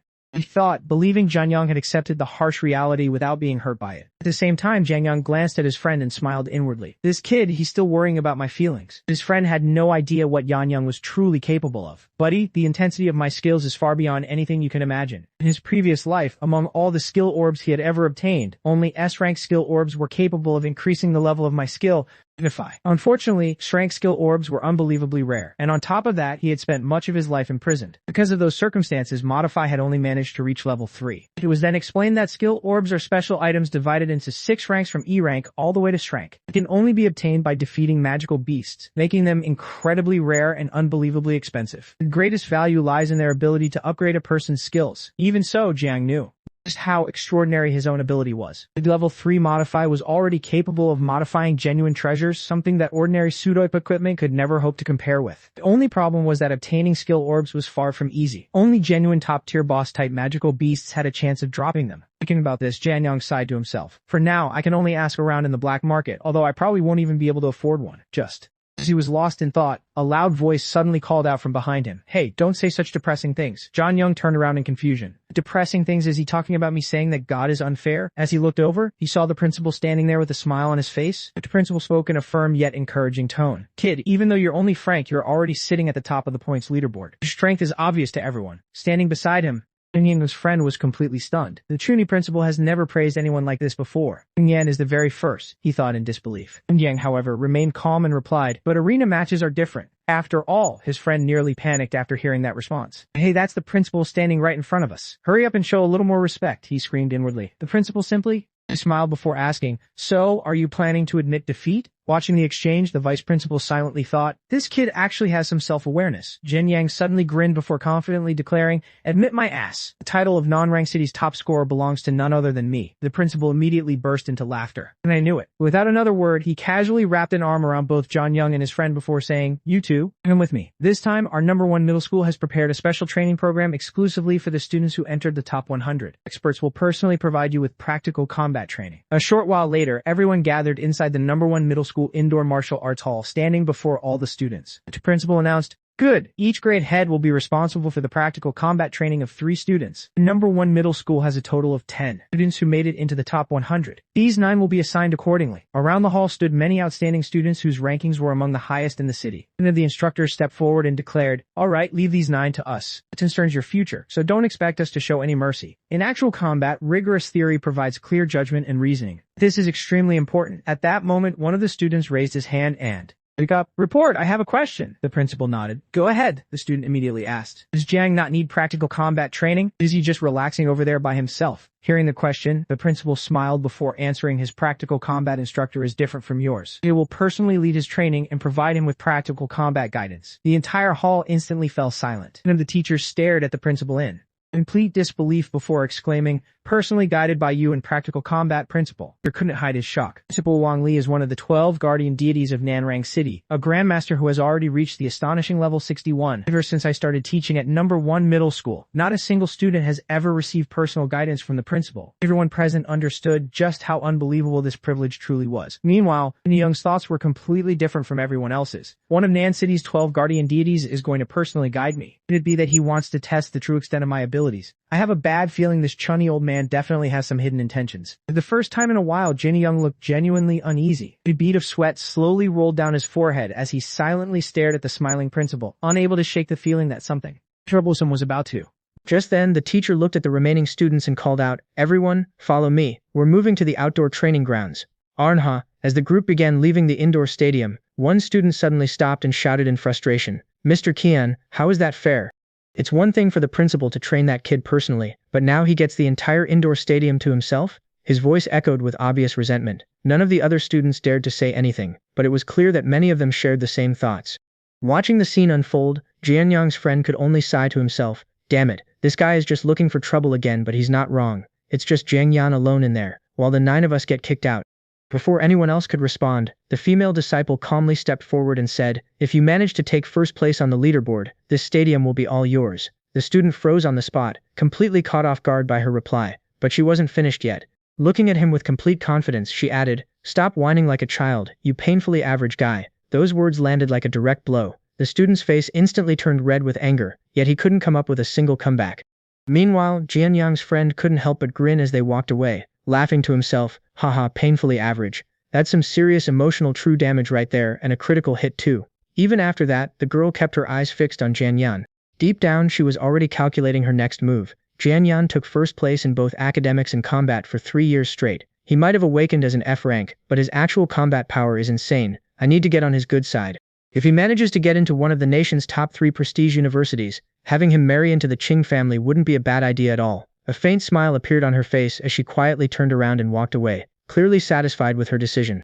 Jianyang watched everything from the side and couldn't help thinking to himself, "What a vicious tongue, I need to make sure I never piss her off. I'll just keep my distance." At that moment, the principal stepped forward with an excited grin and loudly announced, "All right, let's kick off the first round of exclusive training for our number 1 ranker, Jiang Yan. I've officially named this training program the First High Top Scorer Project, also known as the FHTSP." He proudly struck a dramatic pose as if he had just revealed the greatest project in history. The vice principal immediately looked at him with complete disbelief and snapped, "You've got one foot in the grave, act your age." His blunt remark completely shattered the principal's dramatic moment. Watching the exchange from the side, Jiang Yan could only think to himself, the Chuani principal allegations just keep getting stronger. It was becoming harder and harder to deny just how over the top the principal really was. A moment later, the announcement echoed across the stadium once again. "Jiang Yan, step up to the arena. Your first combat instructor will be First High's head of the Close Quarters Combat Department, Miss Zhang Yun." As soon as her name was called, a woman confidently walked onto the stage. She stood firmly inside the arena, adjusted her fighting gloves, and looked directly at Zhang Yan before saying with a calm smile, "It's been a while, Zhang Yan." Then she slammed her gloves together, her fighting spirit instantly surging as she continued, "But I won't be holding anything back." At that moment, her full identity was revealed before everyone watching. Name, Zhang Yun. Level 51. Class, Leopard Spirit Brawler. Rank, B rank, Combat Type. After seeing Zhang Yun step into the arena, Zhang Yan walked onto the stage as well. As he faced her, he couldn't help but think to himself, "My first sparring partner is Zhang, the undisputed best melee fighter in all of First High." It was then revealed why everyone respected and feared her so much. After all, Zhang Yun had been the grand champion of the Southwest Regional Awakener Combat Tournament. Throughout her career, she had beaten at least 1,000 opponents into the dirt with her overwhelming close combat skills. When the Chuani principal recruited her to become the head of the Close Quarters Combat Department, many of the teachers questioned whether she was truly qualified for the position. Zhang Yun answered every single one of those doubts the only way she knew how, by personally beating every teacher who challenged her into complete submission. That unforgettable display of strength earned her a very specific nickname throughout the entire school, the Three-Punch Dream Crusher. Hearing that title alone was enough to make most people lose the will to fight. Zhang Yan could only smile bitterly to himself. throwing me to the wolves right out of the gate. You're too kind, principal. Standing calmly across from him, Zhang Yun spoke in a relaxed tone. By the way, you're free to use a weapon. I'll scale my stats down to match your level. What level are you sitting at now? Zhang Yan answered without hesitation. I hunted a lot of beasts during the preliminaries, so I'm currently level 22. The moment those words left his mouth, both the principal and vice principal were visibly surprised. The principal stared at him in disbelief and thought, this kid actually leveled up twice just from the preliminaries? Even the vice principal couldn't hide his amazement. Interesting. He treated the exam grounds as his own personal farming zone. This is the power of national-level resources. It was supposed to be just an exam, but he had endless monsters to hunt, with Paragon-tier elites secretly ensuring everyone's safety. In an environment like that, it'd be harder not to get stronger. Zhang Yun nodded with clear approval after hearing his answer. A confident smile appeared on her face as she said, impressive, you were only level 20 before the exam started, exploiting every possible resource to get stronger. That's the Zhang Yan I know. She then raised her fists into a fighting stance, her eyes becoming sharp and focused as the atmosphere around the arena instantly turned serious. I'll keep the rules for this session simple. She looked Zhang Yan straight in the eyes before calmly declaring, beat me and you pass. Zhang Yan slowly drew his sword and settled into his fighting stance. Looking straight at Zhang Yun, he said with complete confidence, then excuse me for not holding back, Miss Zheng. Deep down, he reminded himself, if I want to secure even more resources, I have to push myself harder. Zhang has been my close-quarters combat instructor for 3 years. Whether in my past life or this one, I've never beaten her, but with the combat experience I gained after reaching level 70 in my past life, I can definitely do it this time. The moment that thought crossed his mind, he burst forward at full speed, launching the first attack without any hesitation. However, Zhang Yun's reaction was far beyond his expectations. In an instant, she closed the distance between them with incredible speed, and threw a devastating punch straight at Zhang Yan's face. The impact was so overwhelming that he was sent flying backward, tumbling across the arena before crashing onto the ground. Every muscle in his body screamed in pain. Struggling to catch his breath, he slowly forced himself back onto his feet and muttered, Zhang really is absurdly strong. Even so, the fire in his eyes never disappeared. Despite the unbearable pain and the enormous gap between them, he clenched his weapon even tighter. Even so, I won't give up. Outside the arena, the repeated sounds of heavy impacts echoed throughout the building. The students training outside couldn't help but notice them. One student looked around in confusion and asked, what is that sound? The female disciple calmly replied, it sounds like someone wailing on a punching bag. The jealous student immediately scoffed and said, don't tell me the principal is just making that Zhang Yan kid hit a bag. Pathetic. An F-rank loser like him wouldn't get any stronger even if he wrecked 100 punching bags. The Huntus, the teacher standing nearby, suddenly frowned after hearing those words. I know that sound way too well.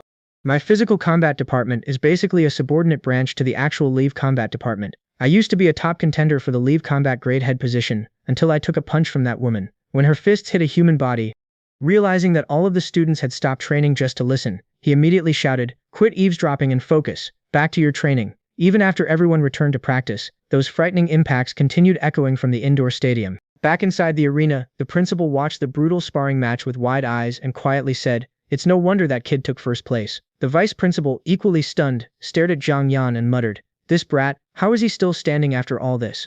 Zhang Yan himself could barely remain on his feet. His entire body was covered in bruises, every breath felt painful, and his vision had started to blur. Even so, he refused to collapse. Inside his mind, he admitted, I severely underestimated you. Watching him struggle to remain standing, everyone realized the same thing. He was so badly beaten that he could barely stay on his feet. At this point, he was moving purely through sheer willpower. Seeing his condition, Zhang Yun lowered her guard slightly and asked, do you want to call it a night and pick this up tomorrow? You aren't beating me tonight. Despite his battered body and exhausted state, Zhang Yan answered without the slightest hesitation, no breaks. The top 100 tournament is in 3 days. I don't have time to rest. I'm already confident I can take you down. Hearing those fearless words, Zhang Yun gave a faint smile before replying, I've heard plenty of people say that before you, but not a single one of them has ever managed to do it. In close quarters combat, this is my greatest strength. The very next second, she exploded forward once again and unleashed another terrifying punch. The impact was even heavier than before, leaving Zhang Yan's condition even worse as his body was thrown back by the force. But this time, everything was going according to Zhang Yan's plan. Instead of resisting the impact, he endured it, waiting for the exact moment he had been looking for. The instant Zhang Yun's momentum carried her forward, Zhang Yan seized the opportunity. Using the force of the previous blow, he spun his body and unleashed a powerful kick with perfect timing. At first, Zhang Yan instinctively tried to block it, but the angle and timing were flawless. She couldn't defend against it at all. Zhang Yan's eyes sharpened as he thought, this is exactly what I planned. By using Zhang Yan's own momentum against her, he had created a single decisive opening. Using her own momentum against her for a one-hit kill, with absolute confidence, Zhang Yan declared, Zhang. The one winning this spar is me. Seeing this, both the principal and vice principal say at the same time, to think he pulled off a trick like that. This kid really pushed himself that far? Just then, an announcement echoes throughout the arena. Opponent Zhang Yun has fallen out of the ring. Zhang Yan passes. Zhang Yan is still standing by, gripping the corner of the ring, barely able to keep himself upright. He looks toward the trainer and asks, Miss Zhang, is she going to be alright? Meanwhile, the principal looks down at Zhang Yun and thinks to himself, I worked so hard to recruit her. I know her temper better than anyone. She's fiercely competitive and hates losing. Now that she's lost to a student, she's going to be throwing a fit for days. Oh little Yun, you have to understand, this is all a necessary sacrifice for First High to secure the top scorer title. Zhang Yun, who has fallen outside the ring, suddenly starts laughing loudly. Seeing this, the principal is shocked and immediately thinks, oh crap, did she just snap? Is she laughing out of pure rage? If she tries to take this out on Zhang Yan, I'll protect him even if it costs me my life. I have to protect my star pupil.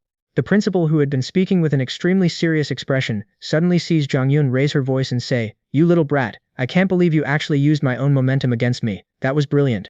You're even crazier than I was at your age. After hearing all those compliments, Zhang Yan replies, you aren't exactly a pushover yourself, Miss Zhang. You nearly beat me to death. After hearing this, Zhang Yun becomes even more curious, so she directly asks him, still, I'm curious, how did you come up with that? You even calculated the exact amount of force needed to knock me out of bounds. Zhang Yan, who is in an extremely battered condition after taking so many hits, finally explains his reasoning. He looks toward Zhang Yun and says, you're an agility-focused leopard spirit brawler. In a pure test of speed, I don't stand a chance. And it's no secret that your raw physical strength is absolutely terrifying. But the more we fought, or rather, the more you beat me into the ground, the more I realized something. You were putting everything you had into avoiding taking hits. Which means that compared to your overwhelming strength, your physical defense is incredibly frail. The condition of Zhang Yan is clearly visible on his face, with every small injury showing just how badly he had been beaten throughout the fight. After listening to his explanation, Zhang Yun simply responds, you could have figured that out just by looking at my build. Hearing Zhang Yun's words, Zhang Yan calmly replies in a low voice, no, you're missing the point. I'm talking about the ratio of your strength to your defense. After hearing this, the vice principal immediately explains, what the kid is saying is that his own strength might not have been enough to break through her guard, but by redirecting Miss Zhang's massive strength back at her, it was more than enough to take her down. Zhang Yun, who is also quite shocked by his explanation, looks at him and asks, so you were plotting this entire sequence while actively getting beaten to a pulp? Despite his terrible condition, Zhang Yan simply smiles and answers, exactly. It was the only way I could ever win against you in close quarters combat. Trying to overpower you with my own counterattacks would have been completely impossible. At the same time, Zhang Yan thinks to himself, of course it'd be impossible. For the past 3 years, she's always suppressed her level to spar with me every single time. I tried to win with my own strength, and every single time, I got completely destroyed. Using the arena ropes to rebound her force was a spur-of-the-moment idea, but it was born from everything she's taught me over the last 3 years. It might have been a bit of a cheap shortcut, but taking it made me realize something crucial. Zhang Yan listens to every word with a deeply surprised expression, quietly staring at Zhang Yan as he continues to think. When facing an opponent vastly stronger than you can't just fight harder, you have to fight smarter and use their power against them. If an F rank like me wants to win, I have to think 10 steps ahead of everyone else. Lately, I've been relying way too much on my modify skill and my combat experience from my past life. If I truly want to protect everything I hold dear, I need to surpass my past life. I need to become something infinitely stronger. Zhang Yun looks at Zhang Yan with a smile, and at the same time she thinks to herself, what an incredible kid. For an F-rank awakener to win, they have to sacrifice so much more than anyone else. Just enduring that level of agony until I finally let my guard down. A normal person would have broken long before that, but not only did he endure the pain, he was hyper-focused the entire time, waiting for that split-second opening to launch a counterattack. He truly is remarkable. Absolutely remarkable. With that, Zhang Yan slowly rises to her feet and looks toward Zhang Yan before saying, Zhang Yan, my trial, you've passed it fair and square. She then begins removing her boxing gloves, and after taking them off, she looks directly at Zhang Yan and gives him a thumbs up to show her approval. Seeing this, the principal is completely stunned and thinks to himself, Zhang Yan, the woman who looks down on almost everyone, just gave a student a thumbs up of approval? This is like watching the sun rise in the west. Meanwhile, Zhang Yan is in terrible condition after taking such a brutal beating, and he can barely remain standing. His body is trembling, and with a weak, shaky voice, he looks toward Zhang Yan and says, Miss Zhang, thank you for the guidance. I'll carry the lessons from this fight with me for the rest of my life. After seeing everything that has happened, Zhang Yan herself thinks, this boy is really something else. At the same time, the principal also watches Zhang Yan with a completely different attitude and thinks to himself, good kid, he's a real man. I think I've had him completely wrong this whole time. Standing nearby, the vice principal also looks toward Jiang Yan and thinks, he might be an F rank, but he's truly someone special. With that, the vice principal begins walking toward the arena. Seeing him approach, the principal immediately calls out, "Hey, old Jew, your training session with him isn't supposed to start until tomorrow." The vice principal continues forward until he is standing directly in front of Jiang Yan. Jiang Yan looks at him, wondering to himself, what does the vice principal want? He's always looked at me like I was dirt. Without saying much, the vice principal suddenly reaches into his pocket and takes something out. He holds it out toward Jiang Yan and says, "This is a tendon renewal pill. It was concocted by a level 60 pharmacist. Take this, and you'll be completely back to normal by tomorrow." The moment the principal sees the pill, his eyes widen in complete shock, and his mouth practically hangs open as he thinks to himself, a tendon renewal pill. It requires a pharmacist over level 60 and a massive amount of rare monster materials to refine.